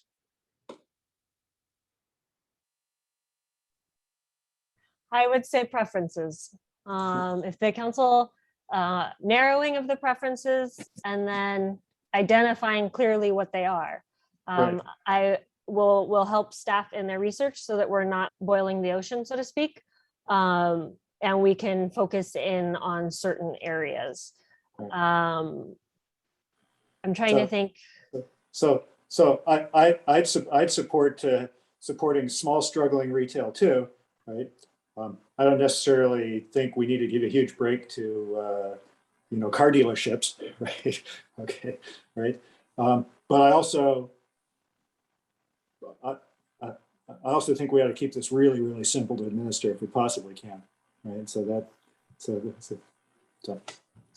to that point, Councilmember Philseth, and I think Yeah. just to try and help the committee kind of move through this because these are messy. I will provide the one caveat to everybody, which is this is our first working conversation as a committee body. I expect multiple more of these.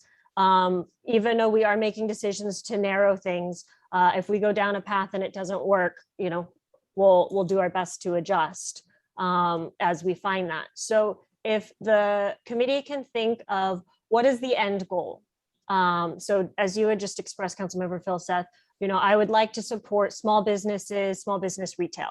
If that's the end goal, and let staff figure out, is that a category of business? Is it better that way? Or can we find some correlation to a size threshold?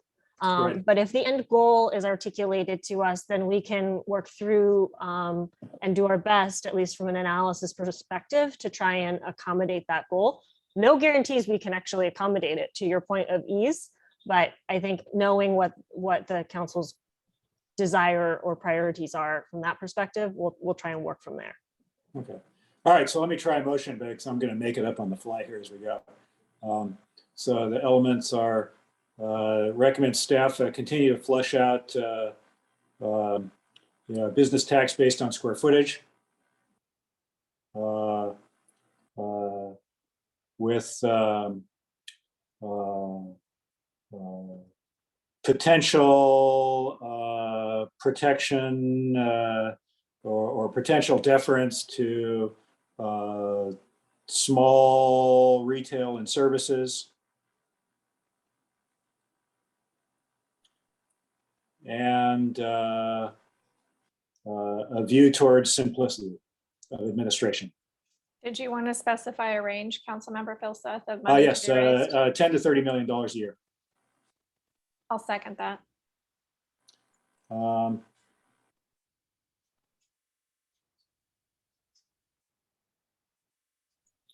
Might I also recommend, Councilmember Philseth, that you consider adding any of the major characteristics from the prior council work that you may find yourself in agreement with, such as an annual escalator, no sunset, you know, that kind of Sure. characteristic? No sunset.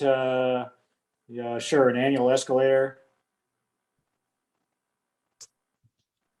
You've already dealt with the exemptions. Already dealt with the exemptions. Okay. And then the last one, you already said ease, which I would argue is the online administration. So those are all characteristics from the prior version. Okay. let's see, consider a minimum threshold of size.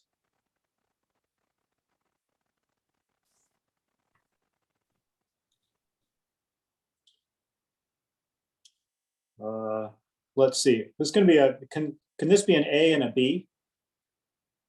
Because I'm going to have a second, because I'm going to put a second part in if the seconder accepts it, that flush out a UUT increase on gas in order to close the gap on the green case, the gas equity transfer. I'm going to accept the concept. I'm not sure I'm living the flush out part, but Okay. let's say model. Model, there we go, thank you. Pursue. Model is good. All right, so we'll wait till it all gets up here and then I can wordsmith. Get out anything else you want, Councilmember Filsath. Okay, let's see. You might, And, did you want we should anything probably in have a- polling? Yeah, that I was going to say next. Probably there should be a C, which is stuff we should poll for. And polling should include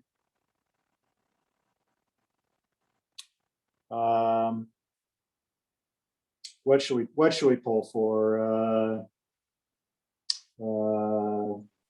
Feelings toward a gas tax. Willingness to support a restoration of the equity transfer Thank to you. fund services, reduce. Yeah, to fund that services. was my next. So restore city. So in order to fund restoration of city services, execution of the infrastructure plan. Hang on, let her catch up.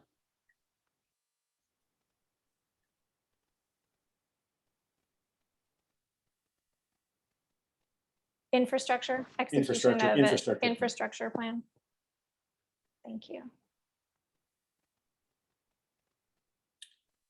And I think I'll stop there. And, there's a laundry list of other stuff we could consider: grade separation, affordable housing, transportation, stuff like that. Maybe we ought to discuss whether those should be in the motion or not.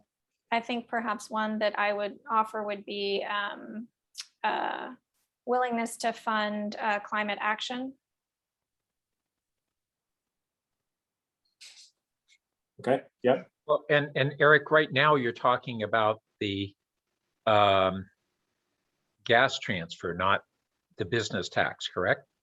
I think I assume that the polling isn't going to be terribly specific to either one of those. I was assuming that You think the polling's going to tie them together? I was assuming that the questions about the gas transfer fund and the utility users tax would be for certain focused purposes, and the business tax is another subject. Oh, I wasn't as assuming opposed to that. lumping them all together. Let's right hang now, on. the Let's actually- hang on for a second. Councilmember Filsath, did you have anything else to add to this before and did you want to speak to it? No. And then not- we'll start amending. No, I'm done speaking to it. Go ahead. Except, no, I wasn't assuming that. I mean, the equity transfer funded, the children's library and so forth. So I guess we could discuss whether it makes sense to separate those things, but it used to go into the general fund. Okay, well, let me work my way through these and then Please do. let's move to Councilmember Burt, Vice Mayor Burt. Okay, so in A, can we say continue to evaluate business tax?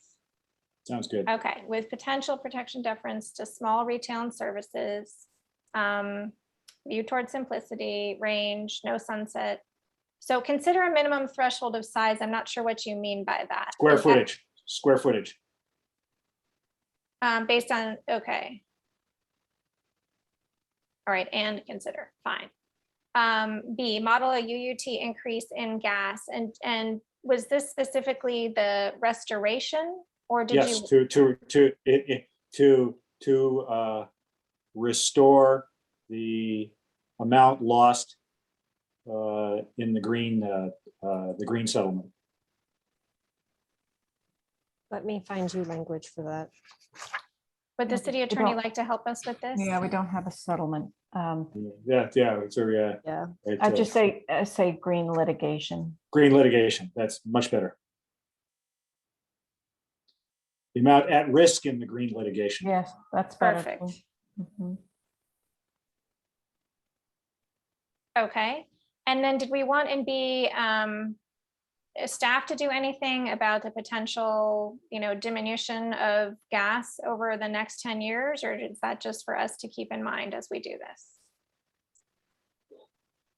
I wasn't linking those two things mentally. I mean, I think, Councilmember Burt's point that we may phase down gas faster than would be natural caused by rate increases is valid, but we're going to have that problem anyway, whether we do this or not.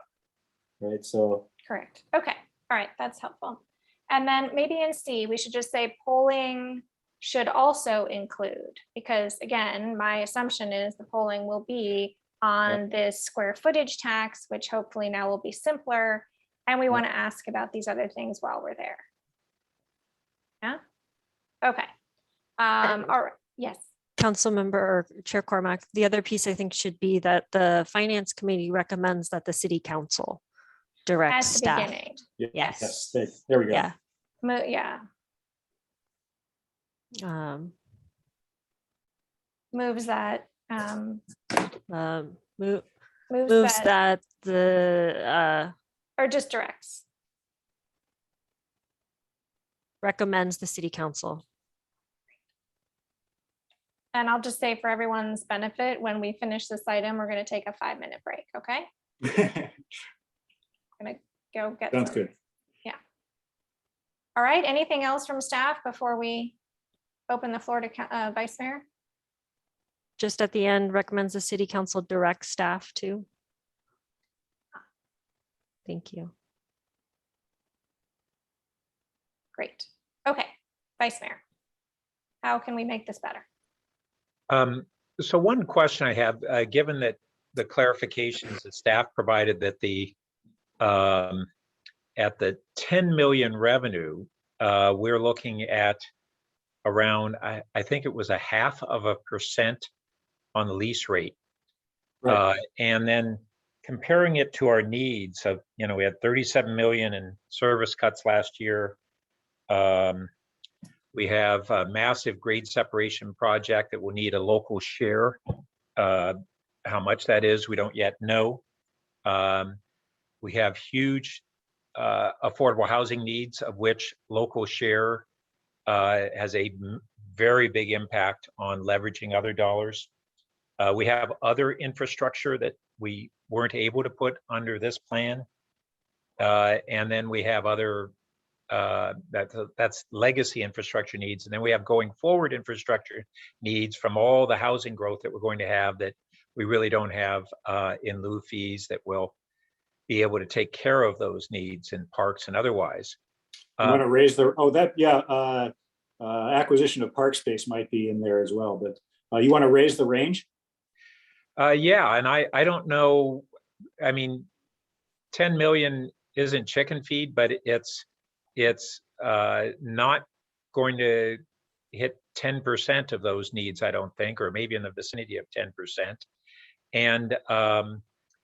And what we're now understanding in terms of how much revenue we can get from what is a relatively nominal square footage tax.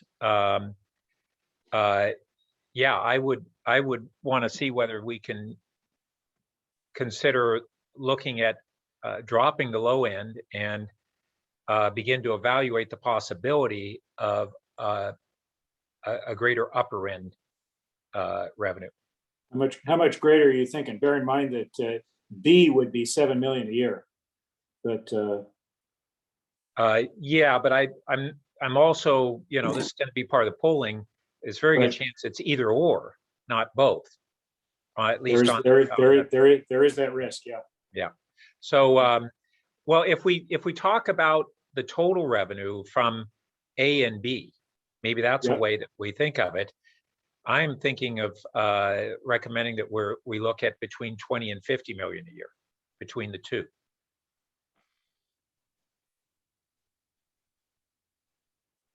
Oh. Why don't we just put $20 to $50 million a year on the first one, Okay. and then leave it at that. Yeah.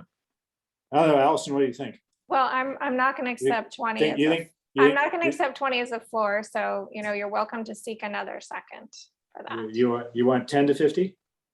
Yes. Okay. But I'm not sure I'm going to accept 50. So 50 gets really close to what we take in property tax in an entire year. But let me ask, what do you have against it? Why does that matter? Why is the comparison what we have in property tax as opposed to what would potentially be a tax that would be supported by the electorate, not have adverse impacts on the business community and the business vitality, and come much closer to meeting our needs? Why do you oppose that? I really mean that as a sincere question. I'm certain you do. I'm certain you do. I find it hard to imagine that you can say that a $50 million tax would have no impact on the economic situation. Well, if we're looking at the 50 million being in the vicinity of a little over 3.5% It's of 3.3%. of Yeah. lease rates. So Yeah. Vice Mayor, So your this concern is the is, first evening, this is the first moment. In the past 2 minutes, you've said $50 million. I am not prepared to make a decision on that at this time. And I'm not even prepared to look at that as a range. I'd okay, have to go back and we'd have to go through all of this all over again. And I would certainly want to hear from a wide variety of people in the community to understand this better. I think Yeah. we're making some assumptions and I am not prepared to accept 50. So Councilmember And- Phil and said you just to are clarify, we're welcome to not- accept it and take that, have another second. and just to I'd clarify, rather continue the discussion a bit, but go ahead. yeah, just to clarify, we're not talking about what we're deciding upon. We're talking about the range we would consider. Big difference. And I will say that I've brought up this figure in the past. We've had, and throughout this evening, we've had discussion about a wider range of comparisons on revenues and comparing ourselves to other cities in that regard. So let me just engage with that just for a moment then. I have said repeatedly, the sources and uses of funds matter to me, and they should matter to all of us as a matter of fiscal policy. It's not clear to me that we should be expecting the business community to support our services that are mostly used by people who live here at that level. It's just not clear to me that that's the right way to match sources and uses. Okay, so that's more of a philosophical opposition to who pays what. Let me see if I can. In practice, the difference, is really, I assume at this stage, okay, it will be different later, but at this stage, given staff's sort of timeline, at this stage, the difference in ranges is really some numbers on a spreadsheet. And we're really going to get informed of what direction we're going to go in is the discussion of sources and uses and the polling, right? So it may not make that much difference what the range is at this point in time. And also, if the polling and the analysis comes back and suggests there's more upside than we thought or less upside than we thought, then council can always change it, right? Because at this point, again, it's numbers in the spreadsheet.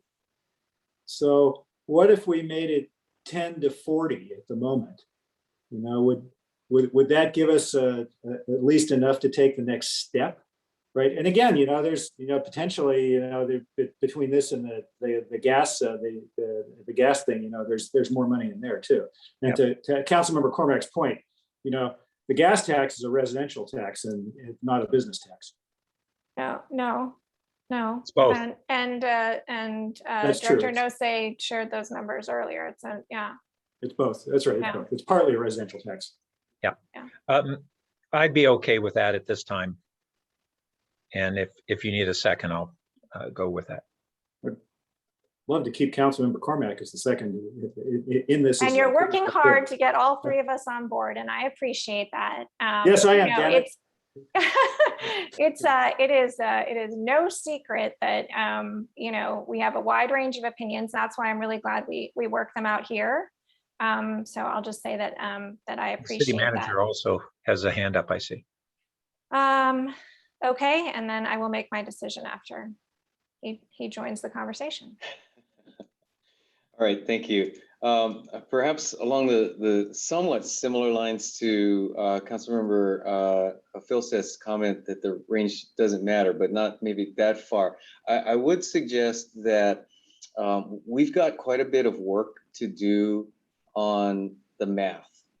And that would include looking at, again, the business tax structure as it applies to the total square footage figures, identifying the mandatory exemptions under that structure. So I suspect kind of where I would conclude, irrespective of the somewhat philosophical discussion as the Vice Mayor described it, that whatever number you pick will be scalable, but that we do have quite a bit of math work and sharpening our own pencil to do. So I would suggest, just for the committee's consideration, that a tight range is okay to the extent that if you decide you want to double it, the math is that much easier. But we do have quite a bit of pencil sharpening to do to be able to back into those figures. If I understand what the city manager said, and maybe this is a different way of saying it if I understand it, is that, you know, it's actually not so much that the decision we're going to end up with, that actually not so much whether it's 10 million or 20 million or 40 million or 50 million. You know, ultimately we're going to end up looking at, okay, you know, is this a 1% increase on lease effectiveness, or a 2% or lease values, or 2% or 3% or 5% or 10% or whatever it is? That's probably where we're going to be looking at the impact, the actual impact on the business community. And we just don't know that yet until the city does the math. I think that's what the city I think we look at it from both directions, actually. I agree with the city manager that whatever, it's going to be scalable as they do their analysis. Pat, But I'm trying to get consensus here. yeah, And that's okay.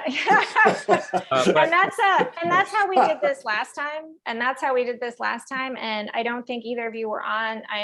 Neither of you were on the committee that time. Is we went at this and we used multiple lenses. So maybe part of it is just 40, but part of my significant hesitation is hanging everything on this. You know, eventually we're going to get at a tax rate which is separate from the, you know, average. Again, you guys are using the average number, and there is a wide variation in that average, my understanding. You know, on as the piece of rent, you know, when we did this last time, we used the number that, you know, the vice mayor was using earlier. What's the rate per city employee? What's the rate per resident? We used multiple different lenses to sort of titrate, narrow in on where we were headed. So actually, we didn't use per worker, the one I was talking about. We used one that I never understood was amount per city employee. That didn't ever. I understand that you didn't. That's fine, but No, I'm saying that that's what the council did and what the staff report did. I'm not saying I agree. It was one of many things that we looked at. Well, it did not include the amount per private sector worker as a metric. It didn't. I don't think I said that. I think I said city workers. I think that would be a useful, you know, I think we're going to look at a lot of metrics, and I think that would be a useful one. I don't know if it needs to be in the motion, but I would certainly assume somebody's going to do the calculation of that. Yeah. So, okay. Sorry, it's still up to me to decide if I'm accepting this. Just reclaiming the floor here.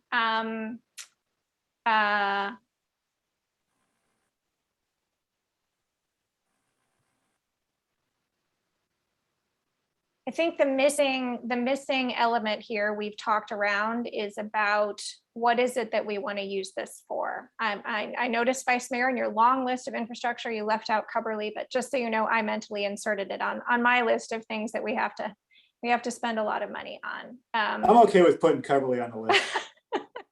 Well, that's it's part on of- my mental list. I just say that's part of the infrastructure, like the It's not in the, the infrastructure plan, though. It's not in the infrastructure It's plan. not, yeah, that's not in the well, current it's not in infrastructure. our current infrastructure plan, but it's something that was discussed at the time of IBRIC, along with the Municipal Services Center and others that didn't make the cut.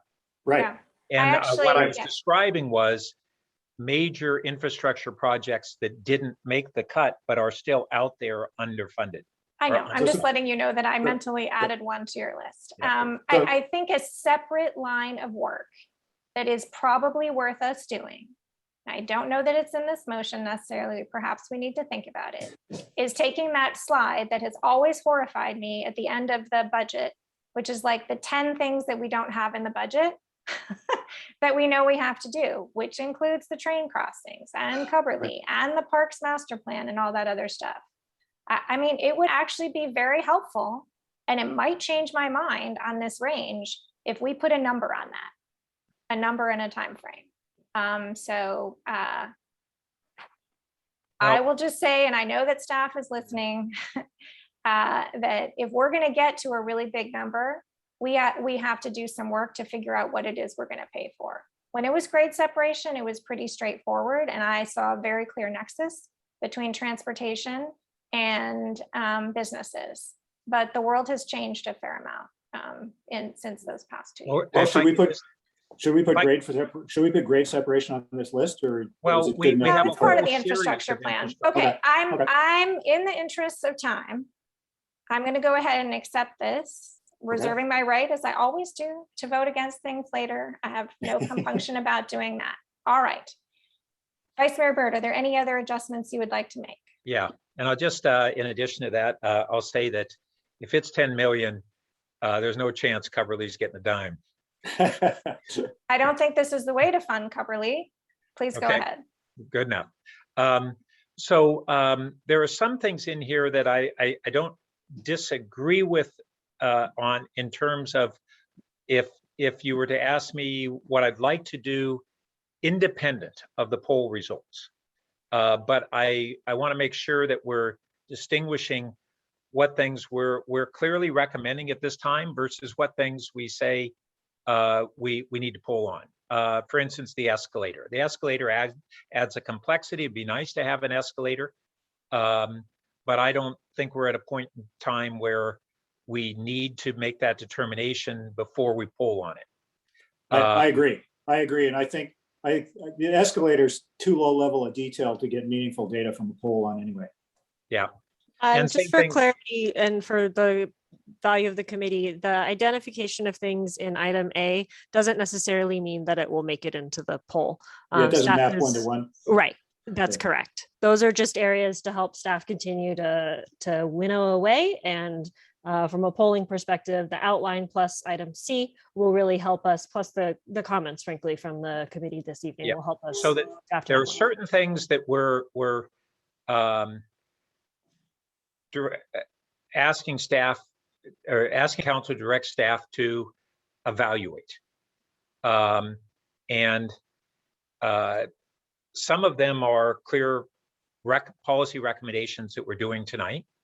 And then some are things that we're going to need to get to, but perhaps there's no, do we need to ask staff to continue to evaluate not having a sunset or an escalator? I'm not clear what the staff work would be. That's more of a reiteration of a prior preference is what it is.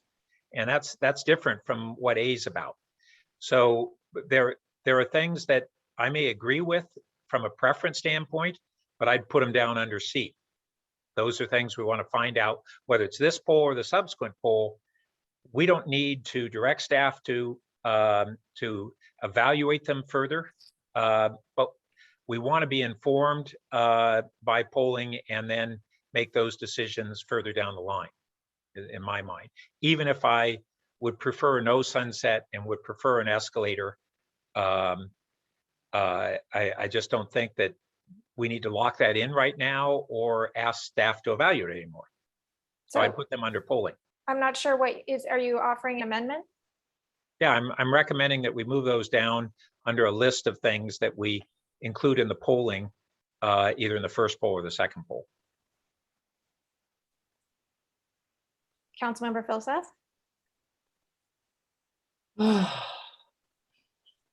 I can sort of see people understanding a sunset, so I could sort of see that one in the poll. Really, you want to put an escalator in the poll? I don't think anybody's gonna, I think that's just gonna go over people's head, right? Well, I mean, maybe so- not. And Right, the sunset, I think people understand. Okay, that makes sense, although, right, if we're gonna fund ongoing operations and services from it, then but it's still maybe it's useful to get people's, mentality on that. I just don't think an escalator, I don't think anybody's gonna understand. I don't think we get useful thinking to of it in terms of simplicity. You say, okay, we want 20 cents a square foot per month. Right. But then if you modify that, does it add to complexity? I don't know. Right. And that's the sort of thing, actually, when we go and meet with the pollsters, Right. they're probably going to have some insights on that as it is. And I want to be Yeah, that's deferential. fair. That's fair. Yeah. Actually, sorry, did anything else? Or was that, are we accepting it, moving it? What's happening? Pat, you really want it? I don't know. I'm just trying to have this. You really be want it, clear. I'll accept it. No, We're getting look, overly I'm just prescriptive. trying to have the motion reflect our reality. Yeah. Sure. Uh, If I might yeah. add to what the vice mayor was saying, and I'm not sure if this gets at the intent, but if there was a under item A, I guess, continue to evaluate, I guess maybe it's just another item D. The finance committee recommends that instead of direct staff to identify for council a preference for consideration of no sunset and an annual escalator. Yeah, I think that puts it into, we're still preferring that. I don't disagree Right. on the preference. Well, why don't we just stick it in? Why don't we just stick it in C with the other stuff then? Because C would put it in the poll itself. Okay. And I don't think, if I heard the vice mayor, and frankly, if I heard you correctly, it's not an intent that it has to be in the poll. These Right. are important characteristics that I think in general, there's a preference for. I'm not sure, but again, I think it's fine. I understand Okay. Yep. if you read top to Okay. bottom, it doesn't make sense. Okay, I understand. Okay. Yep. And within the Okay. polling, we're going to have a bunch of stuff that isn't listed here. But Correct. when we meet with the pollster, they're going to give us guidance on what to poll on in the first poll, and then we sort through that with them. So before we continue on that, can staff refresh our memory on whether or not we actually meet with the pollster beforehand? When does that happen? And if not, should we perhaps deputize the chair to do that? Sure. So usually what happens, or at least we've done it a few ways, but the more stakeholder buy-in, and by stakeholder, I mean just the governing board, so finance committee / council. How we did it last time is these preferences identified by the finance committee. We work with the pollster. The pollster drafts an outline of the poll, and that outline, based on this feedback and working with staff and their frankly expertise, that outline goes to the full council. I will say we are very. Oh, it's going to the full council. Yeah. Okay. So we would take this input combined with the expertise of the pollsters and where we're at and bring an outline. And I will be very clear and say outline, because the pollsters have identified not to draft the questions and put the questions in the staff memo, et cetera. So it was quite literally, almost like a Kylie, in my experience, we've done it both ways, gone through committee first, and then have it ratified by council, and maybe sometimes where my memory is that most time it was first reviewed by a committee, but I'm sure you're correct that we've done it both ways.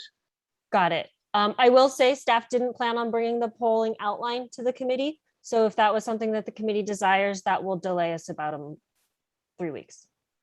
So we were trying. We can have extra committee meetings to stay on schedule for just a narrow focus. It's not about our time, it's about their time. Correct. Yeah. I don't have a strong preference whether it goes to the finance committee first or just council.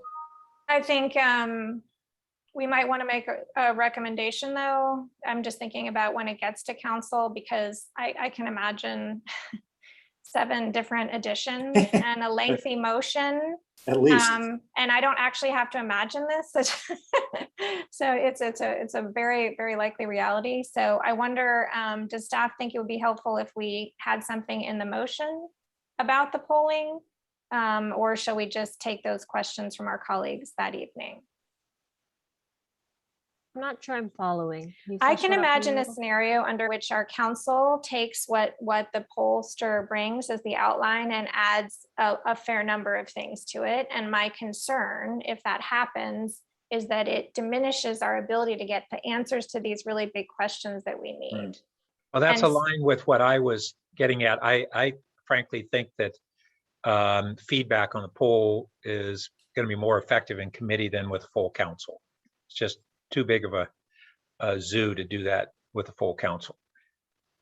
Sorry, you're suggesting it only come to finance? Well, I'm saying that the most effective contribution would be from the committee, whether it's in any. Well, sort of thing. I'm not going to contradict you on Just, that. But, just but I because know of that the size that we can have meaningful conversations, including with the pollster versus the formality and the number of perspectives in a full council.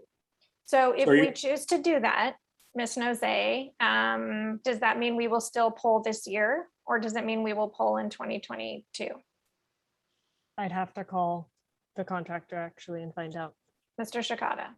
Perhaps to play out the scenario, are we suggesting that there may be a D or somewhere thereabouts that requests the council delegate review of the poll to the finance committee? In which Could be case, part of C under polling, Yep. yeah. yep, okay. So with that understanding, I would say it's easier to get the committee together than it is the full council. So It Patty, what is, do you think about we just, timeframe? the issue is we won't go back to council until November. So we'll come back to this committee in October to talk about the legal constructs. So, the second half of this kind of discussion that we're having of kind of parcel versus say, business tax. We'll do our best to research what we can, although the report will likely get turned around in the next 2 weeks. So a lot of these outstanding questions will remain outstanding. So it's just more of it's like a part 2 of this conversation in October. And then staff was planning to bring, finance committee's work in September and October to the full council in November with that polling outline and direction to actually execute it. And that would, fingers crossed, allow us to do the poll in time to have the results to either the committee or the council before they go on break for the holidays. But any delay in that will likely, I need to talk with the pollster because they don't recommend that we poll like on Christmas or that the weeks during.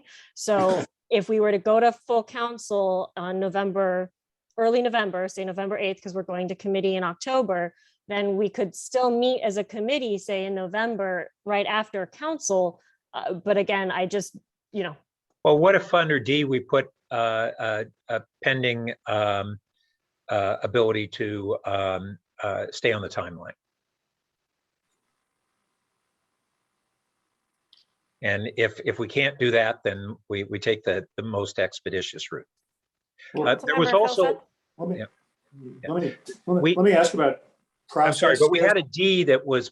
Yeah, I know we've taking lost some- something also, but let's take this and then we'll go back and find the prior D. Okay. I hope this isn't D like and last E. night. We end up using the entire alphabet. Okay. Councilmember Filsath on this D. On this D. So I guess the motion that we're going to make here, okay, is going to go, we're going to recommend the city council direct staff to, does this go on consent or is it an action item for the council? that is ultimately per your policies and procedures. If it's a unanimous vote, it typically goes on consent. Yep. I will be honest, we have in practice never taken these to consent, given how big the decisions Well, are. and actually Okay. the policy includes that if it is Let me, a substantive issue that Let the me- council would let want me, to let me, evaluate, it well, can go. okay, so yeah, so I So mean. staff's been planning on action to your question. Okay. Councilmember Vilsack. Okay, so that's helpful because I assumed if it went on consent, somebody on council is going to pull it off. Gonna pull it. Okay, so then this is an action item on council. My guess is that council will barf on D because I just know there's people on there that are going to want to have feedback on what goes on the poll, right? So if it goes to council as an action and council disagrees with D, does that throw a bunch of extra time into the cycle? No, because we were originally going to go to council anyway. Okay. It just may be a long night, and a motion that goes to AA, BB, CC. Because Tom's going to want to smith it, and Tanaka's going to want to smith it. Okay. You know, and Lydia's going to want to smith it. So, which is the other reason I would, I think we would recommend we bring an outline of the poll to the full council, so that at least we're not wordsmithing questions. We're just wordsmithing content. so how do we get? Well, okay. So how do we get that done? It's on the plan. The plan is to that's do the work that. plan. The plan is to Okay. do that. And so this, I don't think D changes anything with the plan, except when it arrives in November, future review of the polls might be at finance and not at council. But the first Okay. review will be at the council. Did I understand Okay. that correctly? Okay, I'm willing to accept D. Now, Me too. there was something that we moved from A. Yeah, there was a thing about, yeah, I forgot what it was. It was the sunset and the escalator. You didn't want that in A, right? Vice Well, Mayor? it's just, It was some other correct. language. It's things that we aren't asking staff to further evaluate. There's a category of, I don't know how to best describe it, but Sure. Direct staff to, if I might help, Vice Mayor, Yeah. direct staff to communicate Finance Committee's preference of insert characteristics. Stuff okay. to the pollster. No, just to the council for the Just the council, structure of okay. the measure, unless you. Yep. And So, and the whole reason we're doing this is because there's some assumption that A is what we're polling on. No, A is described as what we're asking staff to continue to evaluate, do additional work on. Right. where there's Who not is staff going to necessarily communicate our preferences to? council. Okay. Fine. I can't believe I'm going to ask this question, but to staff, is there anything missing? I'm not going to ask you if there's too much in here. I'm just going to ask if there's anything missing. I think we got enough, guys. I will Okay, say, so- we're coming back again in October to this committee to continue this discussion with more parameters. So if we think of something, we'll discuss it then. Okay, And so and so what goes just for in the E clerk then? who's trying to catch up, it's the part in A from no sunset. It's that entire, the remainder, is that right? That minimum threshold of square footage, that might be something that does require additional evaluation. Is that correct? Correct. So it's just the sunset. and just the escalator that sunset and goes the under E escalator. right now. Okay, simple, big range of money, potential minimum threshold. All right, to the maker, Councilmember Philson. Looks Any- good. All right, let's vote. Vice Mayor Burt. Sec, I just want to continue to make sure. Good. So under the polling, we've only got, it says willingness to support, the only direction is willingness to support an equity for gas transfer. We don't have really anything about No, anything else. there's an extra 4 in there. It shouldn't say equity 4, it should say an equity gas transfer. Under C. Under C, Under C. willingness to support an equity gas. Take out the word for. Thank Right. you. So it's really, all we're giving direction on is that polling to on the gas transfer backfilling for different purposes. Now, it's certainly implicit that we're going to be polling on the business tax.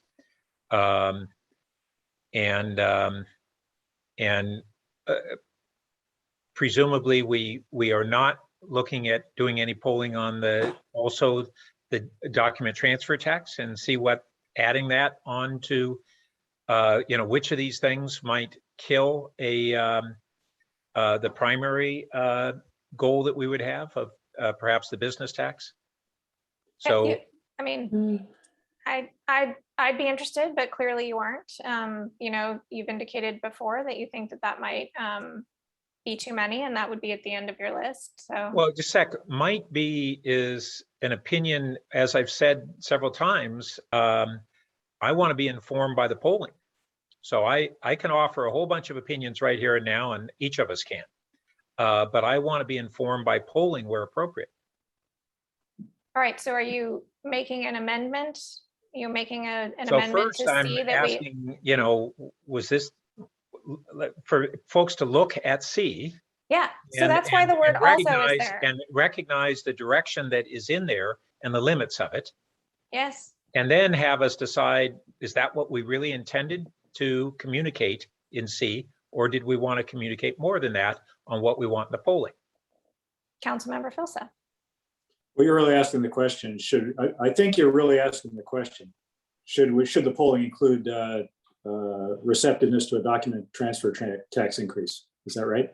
That, and we don't say anything about the business tax polling. And I don't know that we want to get into further detail beyond what we've kind of given staff as guidance, but there's no reference to any I'm polling fine. on the business tax. It probably makes sense to put the words business tax in there somewhere. I mean, I think staff knows where we want to go, but business tax. The word also is there intentionally, right? It doesn't hurt to put business tax in. I think the real issue is do we want to expand it to the documentary transfer tax? All right, so let's fix C. That's a real decision. Polling should include business tax based on Support for a business tax. business tax Support. and willingness to support an equity gas transfer. Why don't we just do 1, 2, and 3 or something just to make it clear? Sure. Is equity gas transfer really the right words? You know, An increase in the utility user. Yeah. Staff can work on that with the clerk. Staff can work on Okay. these. Staff knows what we mean. Okay, right. So it's both support for business tax and characteristics of it. Huh? That's what we're really saying. There's going to be poll, right? Yeah. To fund restoration of certain, if you're going to do it bullet wise this way, the break on B should be after the word after transfer. Yeah. Yeah, and the And then- uses. Yeah, The let's go ahead and fix that. Let's go ahead and fix that. I'm sorry. Committee we're- members, if you might look at the slide 18. If you're able to, there's an outline of the initial poll and perhaps either reference to that might be sufficient with, you know, you've already, with just the taxes. So rather than that's easiest.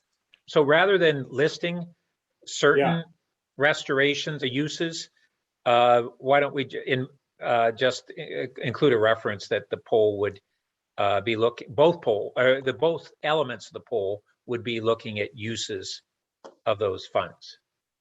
I like that better.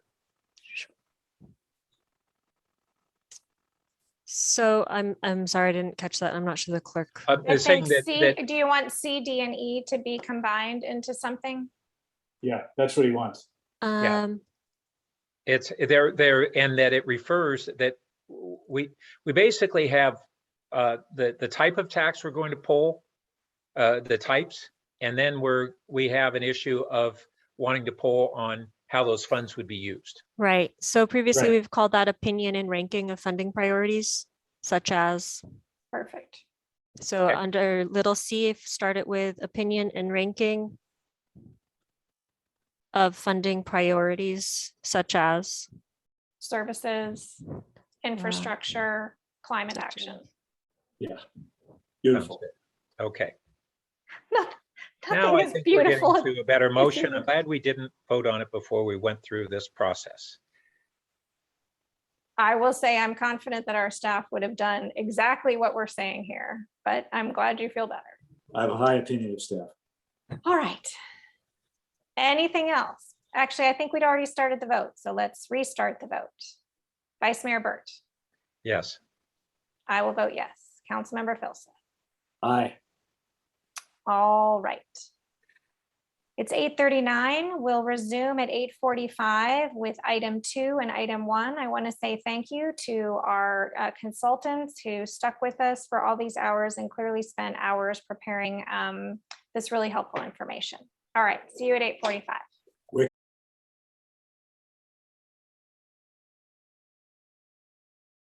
All right, item number 2, this is about the fire department ambulance subscription program. Does staff have a report for us this evening? Yes, I think Amber Cameron is here from the fire department. Yes, hi. Chief, did you want to give an intro before I jump into the slides? Sure. Am I on? You're on, Chief Blackshire. Good evening. Welcome. Good evening. Good evening. Good evening, Finance Committee. Geo Blackshire from the Fire Department. So I just wanted to do a brief introduction on the item on this evening's agenda. So for over 40 years, the Palo Alto Fire Department has been serving and providing the communities of Palo Alto and Sanford with an ambulance service. And we are the only fire department in the county that runs our own ambulance service. We have a reputation of exceptional customer service, and we're known for exceeding our response time standards to medical emergencies, specifically getting a paramedic on scene within that time standard. On average, 2/3 of our calls are medical emergencies. Typically, we provide approximately 3,500 transports each year. And this evening, staff is seeking the Finance Committee's review and approval of the specific attributes of this program, most notably a discussion and recommendation on the proposed fee and recommendation to the City Council for formal adoption. And Amber Cameron will do the presentation, and the floor is yours, Amber. All right, thank you, Chief. Good evening, Council. My name is Amber Cameron. I am the Senior Financial Analyst with the Fire Department. And as Chief Blackshire mentioned, we are requesting the adoption of a ambulance subscription program as well as the fee associated with that. So just a quick reminder, in the fiscal year 22 adopted budget, we have $500,000 currently budgeted for this program to launch at the midway point through the fiscal year. So we're bringing that forward in accordance with the budget plan. Just to give you an idea of our transport billing and how this is tying in, our fiscal year 22 base fee is $2,509 for transport. So anytime we take somebody to the ambulance, their insurance is charged this fee. We use a contract billing company to collect payments from insurance, or as well as the individual copay. And the program itself is really aimed at those with commercial insurance. So you'll see at the table on the screen here, this is our patient payer mix. So these are all, this is the average of the last few years of folks that we have transported in an ambulance. And we receive this information from our contract billing agency. So you'll see that 13% of patients are on Medi-Cal or Medicaid. And you know, that is for low income folks, and there's a cap on how much Medi-Cal and Medicaid actually pays for the transport. So the individual patient under those programs doesn't pay any out-of-pocket costs. For Medicare, this makes up our largest group of transport patients. And typically the copay for Medicare patients is between 10 to 20%. And the majority of Medicare, our Medicare patients have co-insurance programs that cover that copay. So the majority of patients in Medi-Cal, Medicaid, and Medicare are not really even paying a copay. So we are really aiming this program at those with commercial insurance, which make up 27% of our transports. And typically the copay for commercial insurance can be between $385 or $650. So it's a pretty hefty fee if you are, you know, sort of under Blue Cross or United Healthcare, and then you're being transported to the hospital. We do have a small percentage of folks that are, we weren't able to collect insurance information from, depending on the circumstances, or they might be self-insured. So, and we do collect some money from those folks that are self-insured, and then they're responsible for the entire, 2509 and then additional expenses. All right, so this subscription program, just a broad view, it's going to be fully voluntary. So participants are going to self-select to enroll in the program, and they can also terminate their participation at any time. So that's really important to keep in mind, is that we're not automatically enrolling anyone in this. If somebody feels like this would be valuable, they're going to opt in. It will cover the cost of the copay for the ambulance transport. So they won't have to pay anything out of pocket if they go to the hospital. And we're replicating this based from programs in other California cities. And, some of those programs were established as early as 1985. They're primarily in Southern California, and their fees range between $43 and $60 annually. And then the cities that we were able to get in contact with that had developed this program, they reported a pretty successful participation rate of the general population between 20 and 30%. And that's usually the initial year, and then it sort of trickles down as time goes by. So the program benefits for residential participants. All household members who are permanent residents of the subscribing household are going to be covered. So whether you are, single and you have your own home or apartment, or whether you're a family of 5 or 6, anybody living at the residence is going to be covered. So, and then we are also going to include umbrella coverage for visitors. So if your mom or your sister or your brother is coming to visit and, maybe they break their arm or something like that and need to get transported to the hospital, they're also going to have their copay waived. For businesses, the program is going to cover all employees at the business address or, wherever else they might be in the city when conducting the course of their duties. So if they're grabbing a coffee at Blue Bottle and they, have an accident and need to go to the hospital, they're also going to be covered if their employer is participating. The one caveat for businesses is that it's not going to cover customers or visitors to the premises of the business. So if somebody is, gets sick while they're buying their new iPhone at the Apple store, unfortunately, they're not going to be covered, even if that Apple store is participating in this program. It's going to be a monthly fee that's added into the utility bill. So as soon as folks sign up, it's going to be very easy for people to pay their bill. It's just going to be added into a line item on their utility bill. They're not going to have to send us a separate check or log into a different portal to pay this particular program fee. It's going to be very easy for folks to enroll. We're going to have an online portal. We're going to take signups over the phone as well as email. And then same thing with cancellations. Folks will be able to cancel in those various methods as well.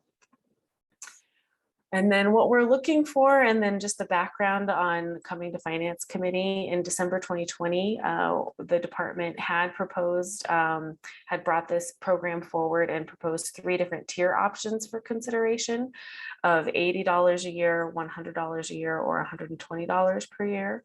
And the committee had directed us to conduct community outreach and gather information on the interest in the program, as well as fee amounts from the community, and then come back with a specific fee proposal. So we did do that. We conducted a written survey and as well as a focus group, and we are proposing a fee structure based on the results of that feedback. So to get a little more into the results of those community feedback and outreach efforts, the online survey that we conducted had 8 questions and was open for 1 week. It was sent to the emergency service volunteer group and had 35 respondents. A slight majority thought the program would be extremely or very valuable to the community. The interest in the program was pretty split into thirds, whether they were very interested, somewhat, or not at all interested. More commercial insurance respondents thought that the program would be extremely or very valuable than the Medicare respondents. And more commercial insurance respondents thought that they themselves would be interested rather than the Medicare respondents. And then that stark difference kind of makes sense from what we presented on the earlier slide about how, you know, Medicare respondents are really not even having to pay their copay most of the time. So it makes sense that they would be less interested in signing up. And then the really helpful nugget of information from that survey was that the more interested that a respondent you know, had reported being in joining the program, the more they were willing to pay. So of those responding that they were extremely or very interested in the program, most were willing to pay the 100 or more annually to sign up for the program. For the virtual focus group that we held, that was on May 5th in 2021, this year, and it was with one of the city's neighborhood associations, and we had a total of 7 participants. Some of the highlights from that is that everyone thought that the program would be beneficial to the community. They suggested we make it a monthly program, not annual, since they're getting billed monthly. It was kind of confusing that it's, you know, an annual rate, but a monthly fee. And then 2 people wanted us to charge the highest tier fee of $10 a month. And then 1 person had suggested that we charge the lowest amount at $6.67 a month, believing that that would get more people to sign up. And then you have more quotes from that in the official staff report, but this one on the slide really highlights kind of who we are focusing on. So the quote of, well, you know, being that I have 5 kids and we went through all the teenage years with them, we've met many opportunities to partake of the lovely ambulance service, so we would have paid off in dividends for us. So, you know, that's exactly what we're kind of thinking, is that families with kids are going to be interested in signing up because they do have accidents. Our commercial insurance patients tend to be significantly younger than our Medicare and Medi-Cal patients as well. So that really tracks with our data. So our official proposed program is a monthly fee rather than annual.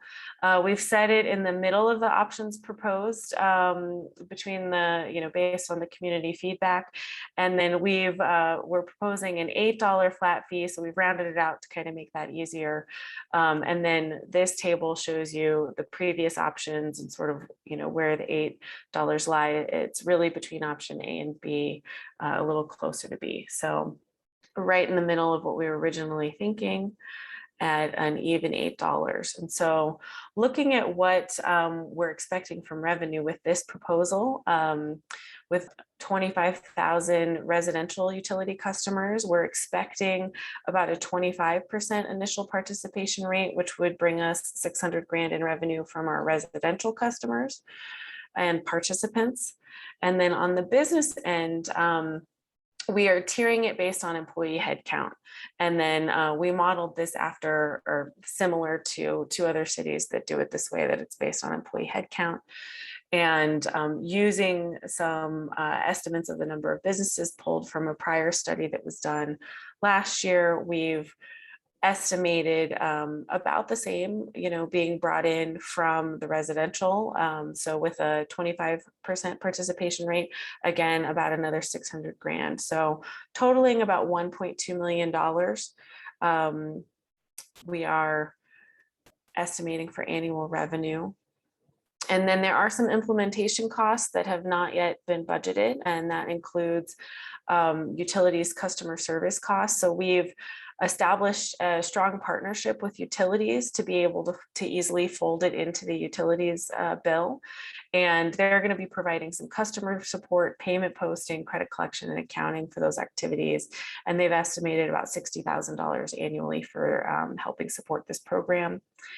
And then we're also requesting $50,000 for community outreach and education efforts with print and digital strategies. So this would be you know, an outreach and sort of marketing campaign to get the word out and just let people know that this program exists and what it means, and, you know, get folks interested in signing up. And since these costs are not currently budgeted, we are requesting a budget amendment ordinance as part of the package today. So just to sum up what we are requesting of council and the next steps, we are requesting that you approve the new ambulance subscription program, as well as the associated fees for both residential and business participants. To recommend the city council adopt an ordinance amending the fiscal year 22 municipal fee schedule, and recommending city council make budget amendments as necessary to begin and maintain this program. And with that, that concludes the presentation, and we are available for any questions. Thank you so much, Ms. Cameron, for that thorough presentation. We'll now go to members of the public, and if anyone would like to speak to the ambulance subscription program, please raise your virtual hand in Zoom. I don't see anyone on the phone, but if there were someone on their phone, they'd press *9. I'm not seeing any, and could the clerk please confirm that there are no members of the public wishing to speak? I confirm that, Chair. All right, then I'll close public comment on this and turn to my colleagues for questions, comments, and motions if they are interested. Vice Mayor Burt. Yeah, thanks for a good report. Seems like a good program, and that the polling indicates good support for it. I just had a couple questions. So the gross revenue looks like it's about 1.2 million of residential and commercial combined.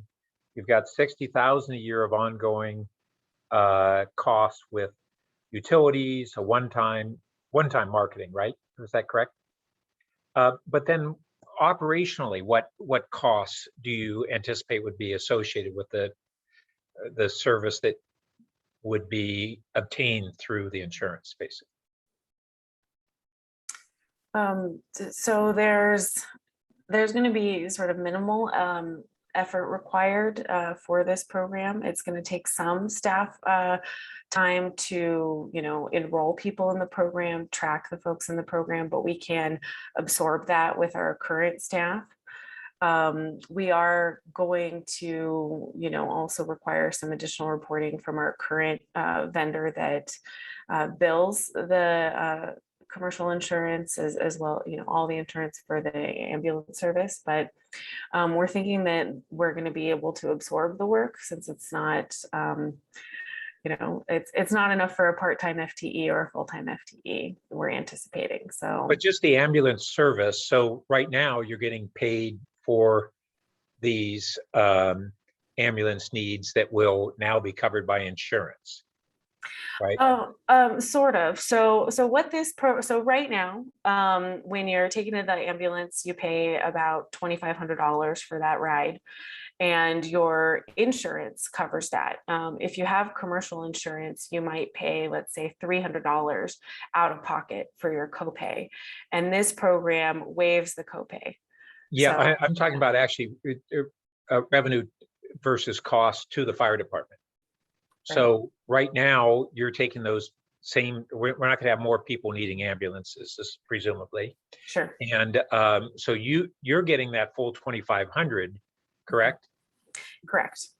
And now people are doing insurance, and you won't get those fees for each of those deliveries of ambulance patients, but Right. you get the revenue on an ongoing basis.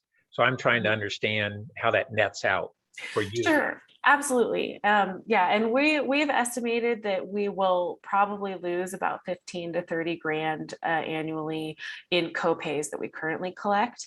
However, we are going to be tracking that, and we did ask other cities if they track that, and they don't. So we weren't able to get an estimate on that, but we will track it, to really make sure that we are, valuing that. We, with our 3,500 transports annually, you've really got sort of a 3 to 5% chance of even going in an ambulance in our general population of residents. So, we're not anticipating that we're going to be really losing out on much revenue here. So Okay. we're sort of estimating that, or we're predicting that it's going to be those families that are commercially insured, that are not our frequent flyers, that have those those one-off injuries that are going to be signing up for this program. And, you know, our 15 to 25 grand estimate of loss is really as much as we anticipate it to be, sort of our maximum estimate. Yeah, and so in, you know, in private insurance, the bet is that people are willing to buy an insurance policy, spread out their costs under a likelihood that they're eventually going to need that. And then there's a profit that actually is there for the insurer.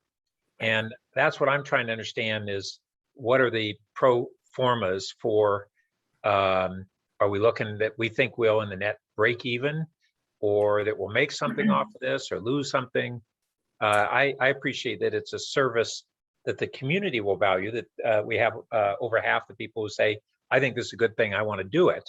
So that alone is kind of persuasive to me, but I want to understand the business side of the revenue versus expenses, what we're projecting anyway. Sure. Well, as far as this program goes, or as far as the subscription fee program goes, I mean, we're going to be, you know, realizing the majority of that gross profit. We do, however, operate the ambulance transport system at a loss, and this will help us cover those losses. You know, we bring in about $3 million of revenue from the fees right now, and then we bring in about $150,000 of federal and state funding that assists us with sort of bridging that gap for those Medi-Cal, you know, caps. So, you know, we will track to see if it's really bringing in enough to fully cover providing the entire service as a whole from the city. But I also want to point out that since this is a voluntary program, it's not a fee. It is not held to the same, you know, sort of standard for, you know, charging only what we are, only the costs. So this is a voluntary program that folks can sign up for that really just is sort of their insurance and alleviates, you know, the concern if they do have to, you know, have that hefty copay going to the ambulance, you know, so it's sort of just a mind relief. Can I try a second? I think I understand what the Vice Mayor is trying to ask. If I understand the presentation, you folks think you're going to take in 1.2 million in revenues, and you just said you think it's going to cost you maybe $50,000 a year, or maybe 100 in foregone expenses that you would have collected, right? Mm-hmm. Plus, it's going to be another 100,000 in marketing expenses with the utilities and so forth, and it's going to be a half person, which is another 100,000 or something like that. So you think you're going to take in $1.2 million, and it's going to cost you 200,000 or 250 or something like that, and so the margin's going to be like $1 million. Is that, did I read all that right? Yes, is that what you were asking, Councilmember Burt? Well, yeah, but you know, you've got a marginal cost of delivering the ambulance services, so correct. That's not included. Yeah. That's just relative to how it's done now. Yeah. All right. I think that gets at what I'm asking. Thanks. Okay. Councilmember Philseth? Be interested in. As always, be interested in the revenue projections and how how close to those do we come over or under? Thanks.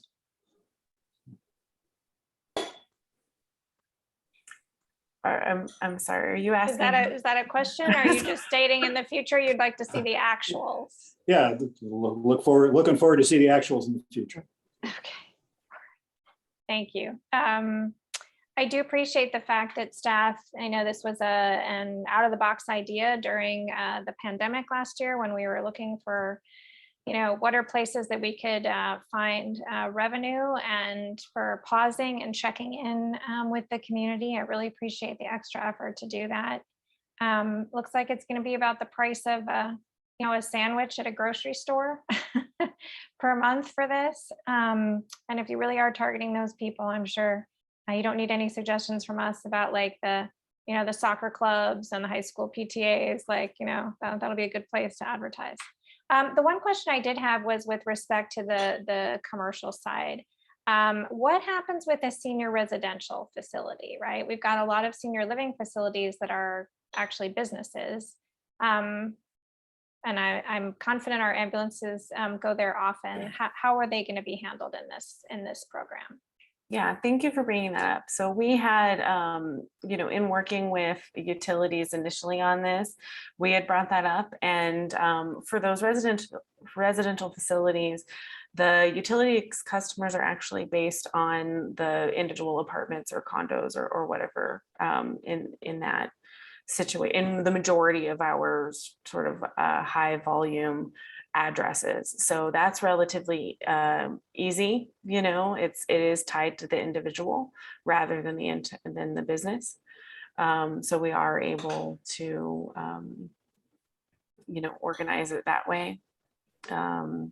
Not true for all of them, but definitely possibly true for some of them. The majority, yeah. Okay.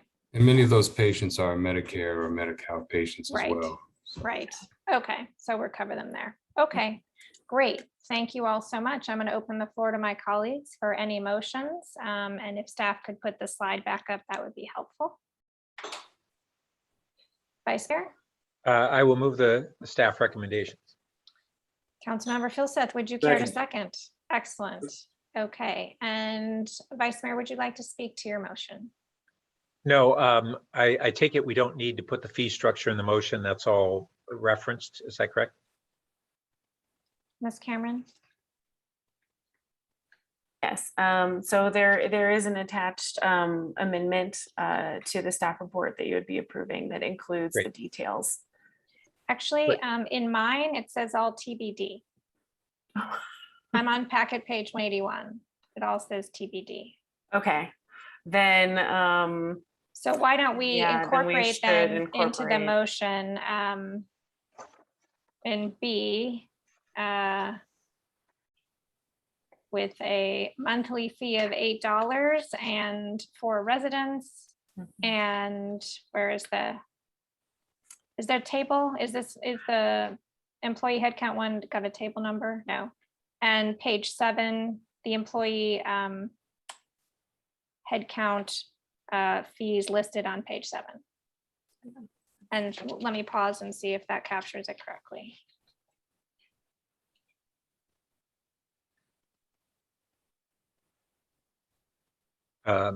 You're asking? I'm asking staff to make sure that I pulled it out of the packet in the right place. Just want to be clear who you were asking. Yes.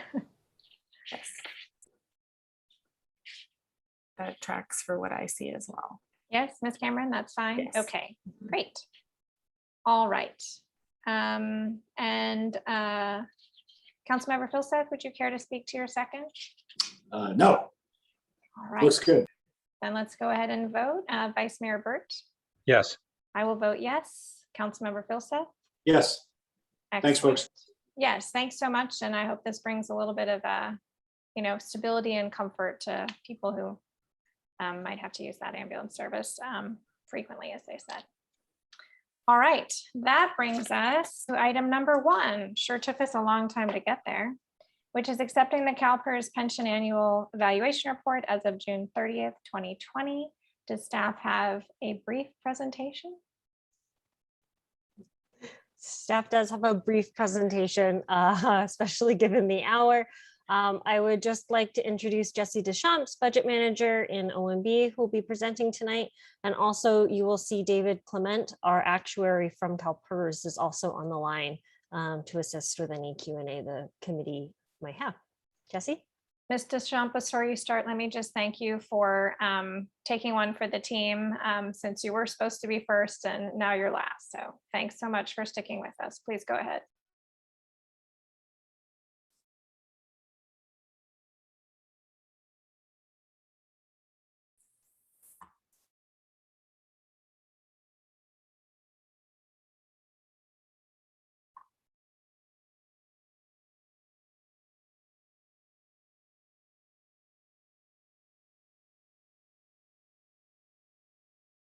Somebody on mute?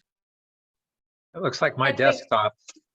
I think she's just working on getting the slides. Sorry. I mean, Councilmember Philseth, you might, troubles. yeah, you might just admire the number of Excel spreadsheets. That's what I thought you were doing.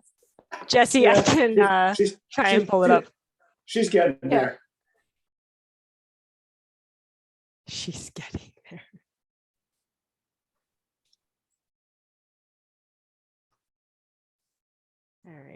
Oh, about you now? got it. Yep, you got it. Did I get it? I'm Mhm. so sorry. I'm used to Teams. This is the new one for me. Thank you, Kylie. Yes, I'm Jessie Deschamps with the Office of Management and Budget. This item is to accept the CalPERS annual valuation report as of June 30th, 2020. In this presentation, we'll review the terminology and components of the annual billing costs, the current and projected status of pension funds, and near-term changes to pension plans that will impact fiscal year 2024 and beyond. The definitions on this slide reflect the components of the annual billing cost of the city and the terminology used in reporting. The annual billing of employer contributions includes two components, the normal cost and unfunded accrued liability, or UAL. The normal cost, often referred to as the pay-go cost, reflects the cost for current employees and is billed as a percentage of payroll. The UAL is often referred to as the catch-up cost and reflects the amortization of liabilities that are generated over time due to assumption and method changes and planned experience that differs from actual results, such as investment gains and losses. These costs are billed at a flat rate, but are restated as a percentage of payroll for demonstrative purposes. The blended rate is the combination of normal cost and UAL as a percent of payroll and reflects the estimated total employer costs. ADC, or the actuarial determined contribution, is the normal cost in UAL as they're billed to the city as a percentage of payroll for normal cost and flat rate for UAL. And lastly, ADPs, or additional discretionary payments, are payments above and beyond the required minimum employer contributions outlined in this report. Highlights for the current report ending June 30th, 2020 and overall status include actual investment returns of 4.7% as compared to the 7% rate of return assumed by CalPERS. In prior years, these funds returned 6.7 and 8.6%. There was a decrease in overall funded status of about 1% from 64.4 to 63.5%. In the miscellaneous group, this reduced from 66.1 to 65.1, and from safety from 61.3 to 60.3%. Ongoing from prior years, we're still seeing the impacts from the phase-in of lower discount rate from 7.5 to 7%. This phase-in was completed in fiscal year 2021. However, these liabilities are subject to a 5-year ramp up, so the full cost impact will be felt in fiscal year 2025. Not including CalPERS reports are the supplemental contributions to the 115 Pension Trust. This was established in 2017 as a proactive measure to address long-term pension liability. Through fiscal year 2021, a total of $37.3 million in principal contributions have been made to the trust. These funds are invested in a moderately conservative portfolio, returning 6.11% for the period ending June 30th, 2020. In prior years, this fund returned 5.9 and 2.27%. If applied, these contributions would increase the overall funded status from 63.5 to 66.1%. There are several activities in the near term that will impact the upcoming June 30th, 2021 valuation and future pension costs. These include the preliminary 21.3% return on investments. This return triggered the CalPERS risk mitigation policy and reduced the discount rate from 7 to 6.8%. Additionally, every 4 years, CalPERS completes an asset liability management review and experience study. These studies are anticipated to be completed in November 2021 and will review several economic and demographic assumptions. The ALM will consider investment risk appetite, asset allocation, and ultimately will set a discount rate for future years. The experience study will review past data and revise demographic assumptions as necessary for things like mortality, retirement age, and other factors.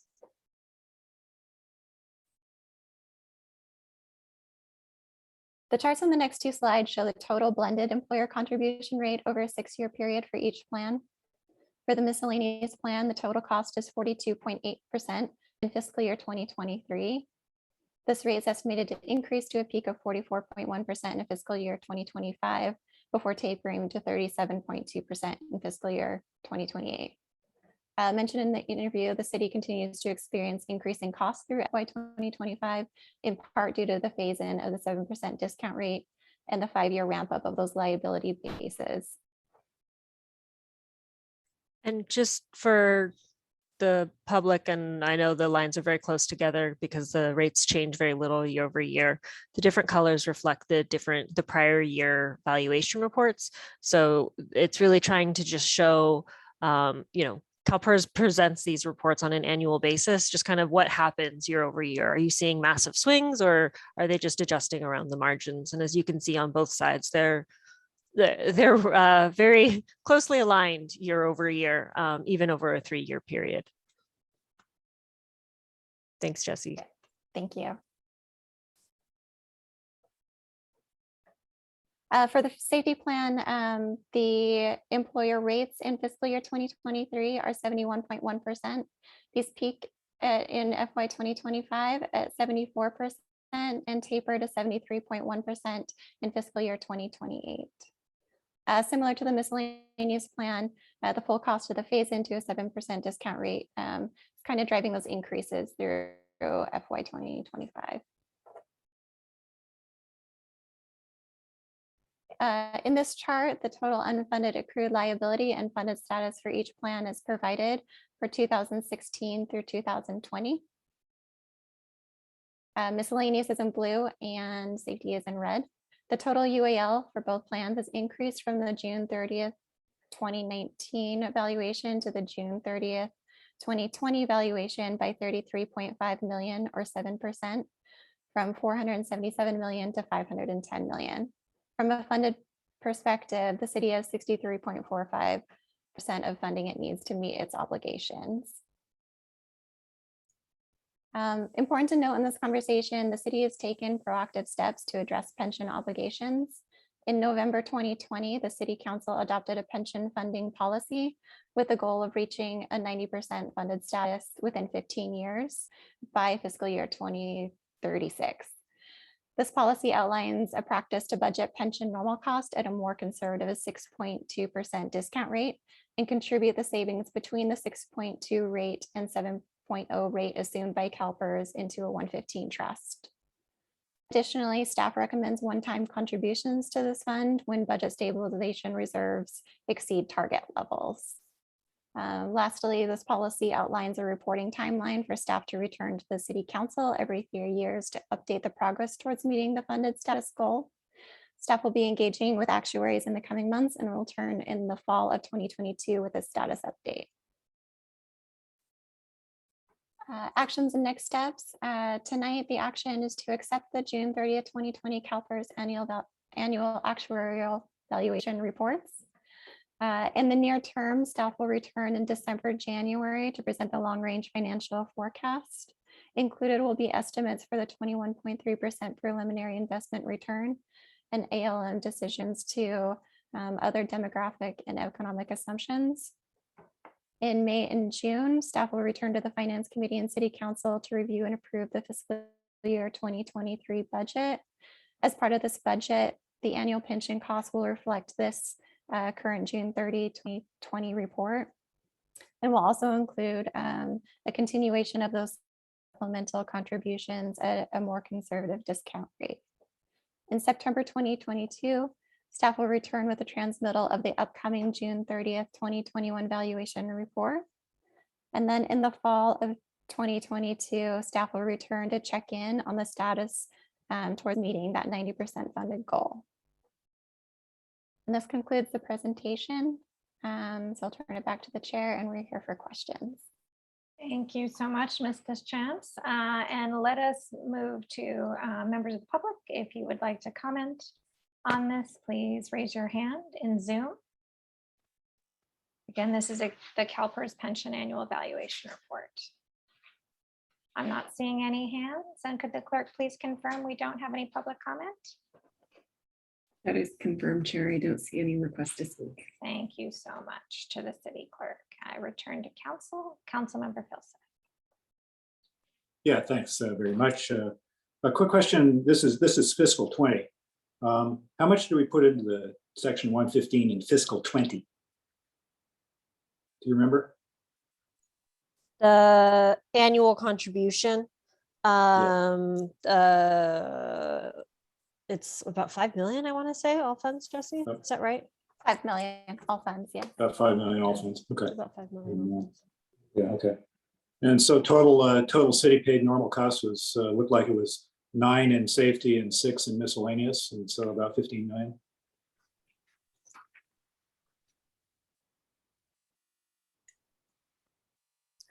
Well, I think that's what it was in the report. Okay, so.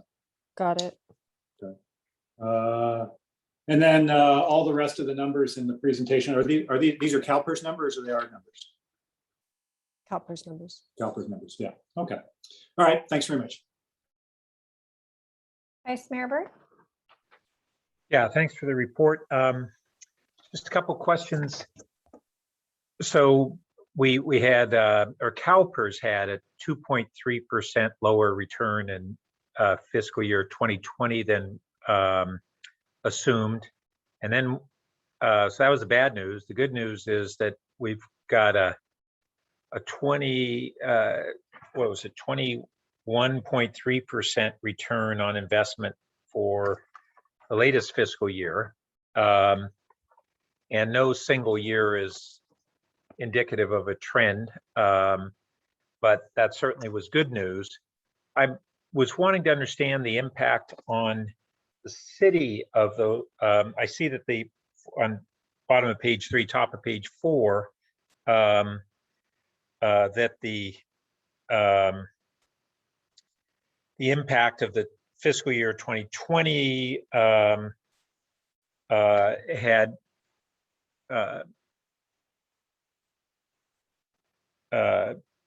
one impact, and then on the city, it's a slightly different one, or about 5 percentage points different. Is that correct?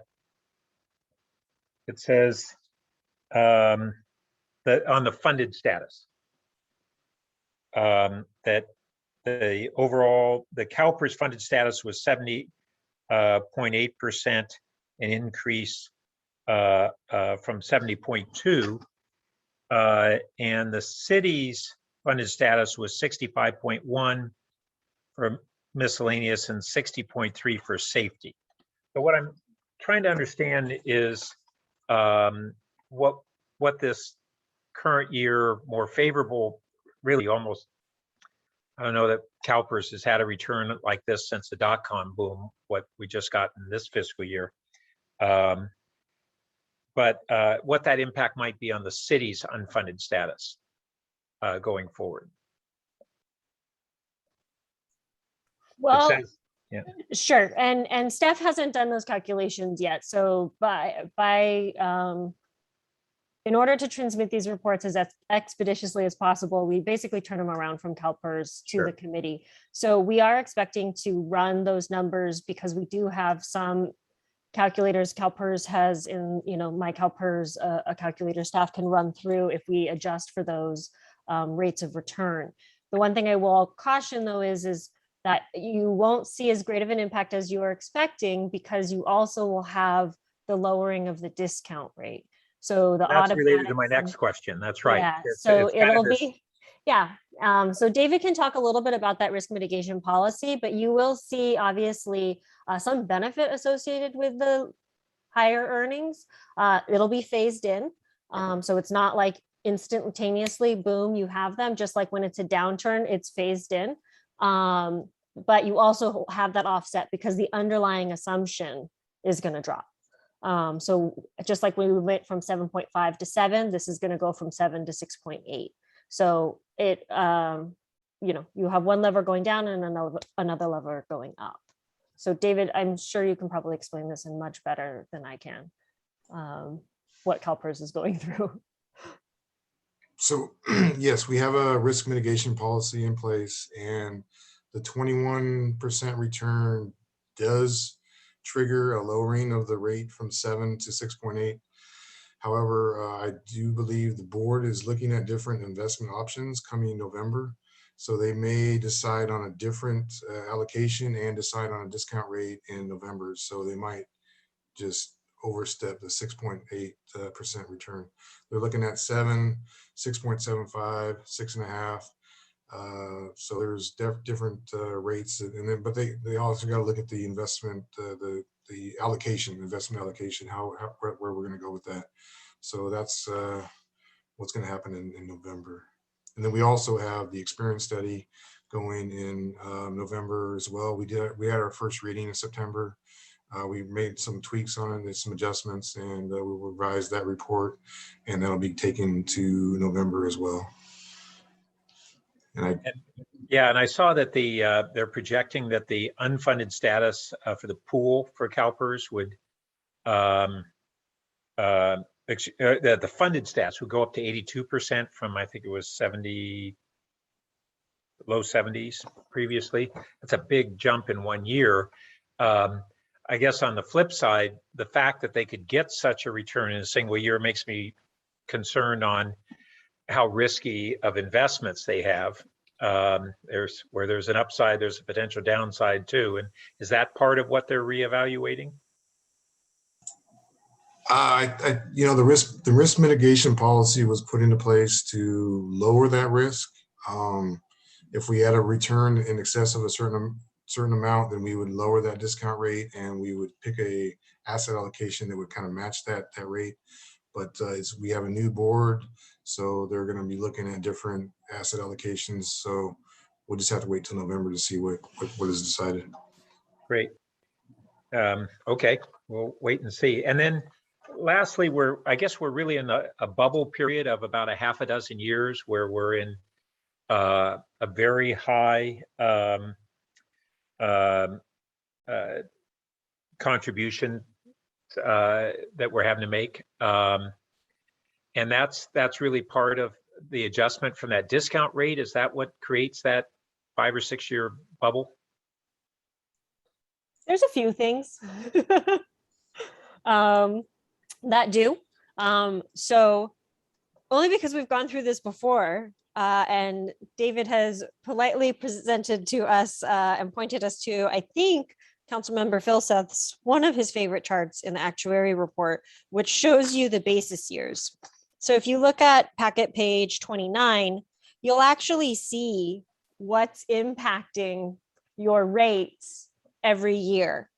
And it talks about, is it a methodology change? Is it a benefit change? Is it, gains or losses?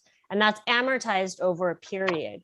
So you'll actually see in the miscellaneous plan versus the safety plan that it drops off sooner, or rather more precipitously than in the safety plan. And that's because some of those basis years, so your mortgage for a basis year falls off.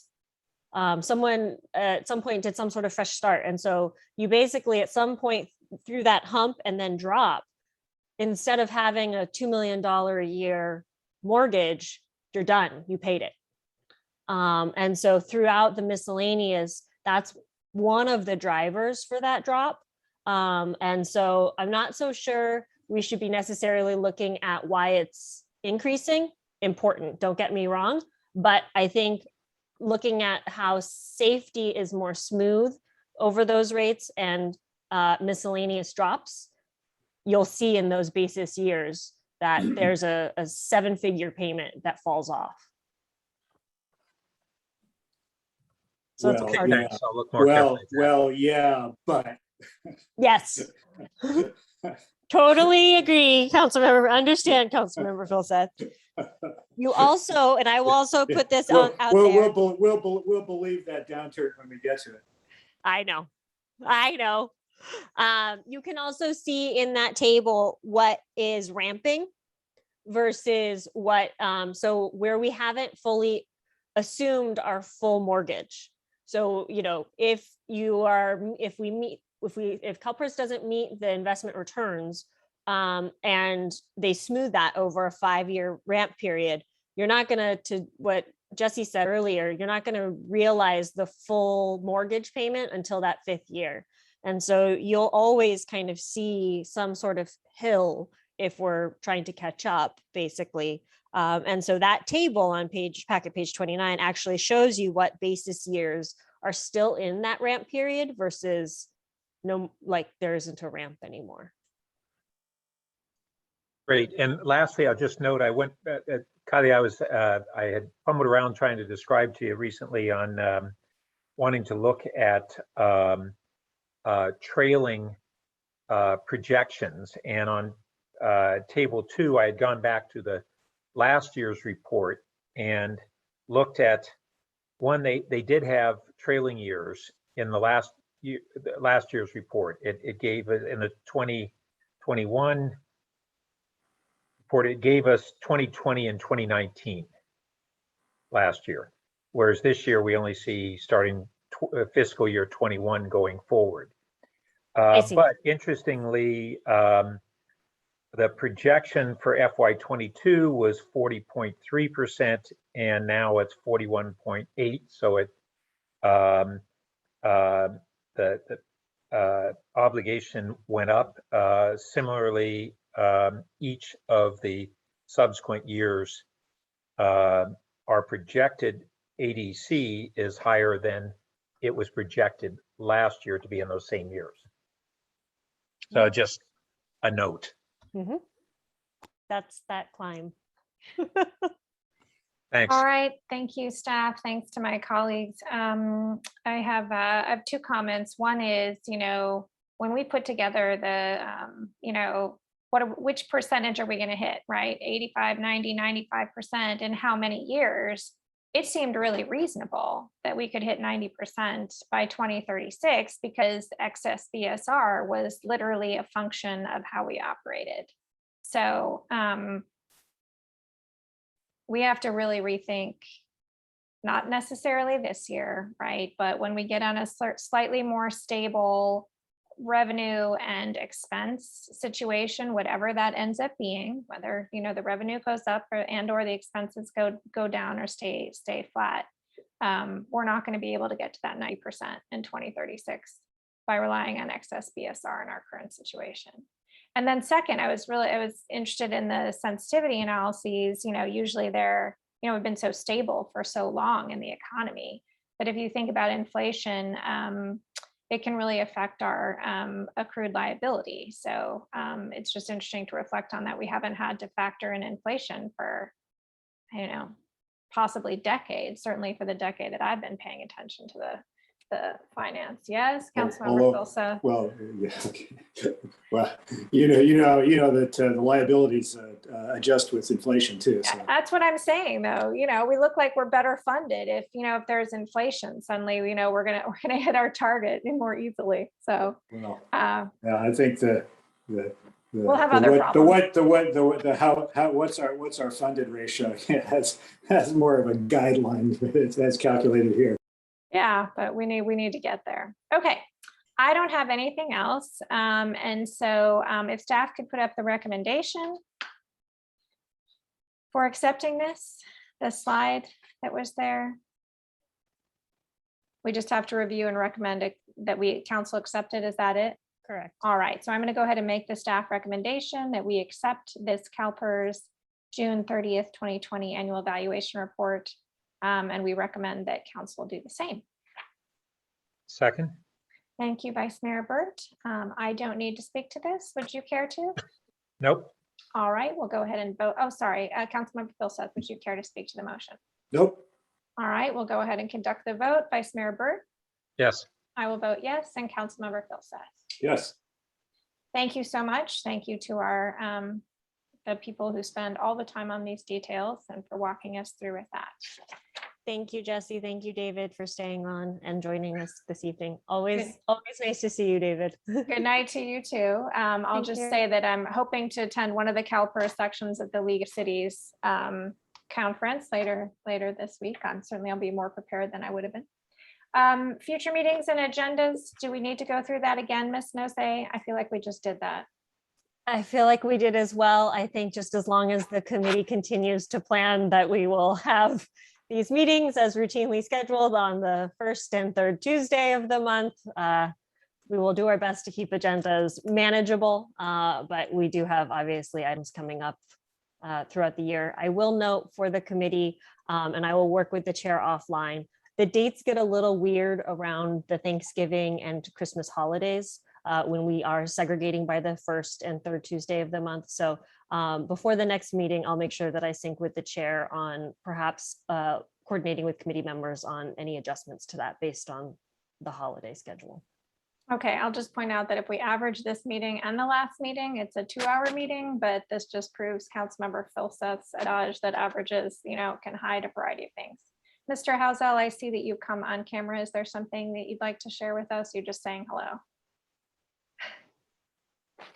I am just saying hello, and Okay. can't think of a better way to spend the last night of summer than with the Finance Committee. So go out and have some ice cream after this meeting. I was a little worried that you weren't going to let us adjourn. Okay, with that, we are adjourned. Good night and thank you.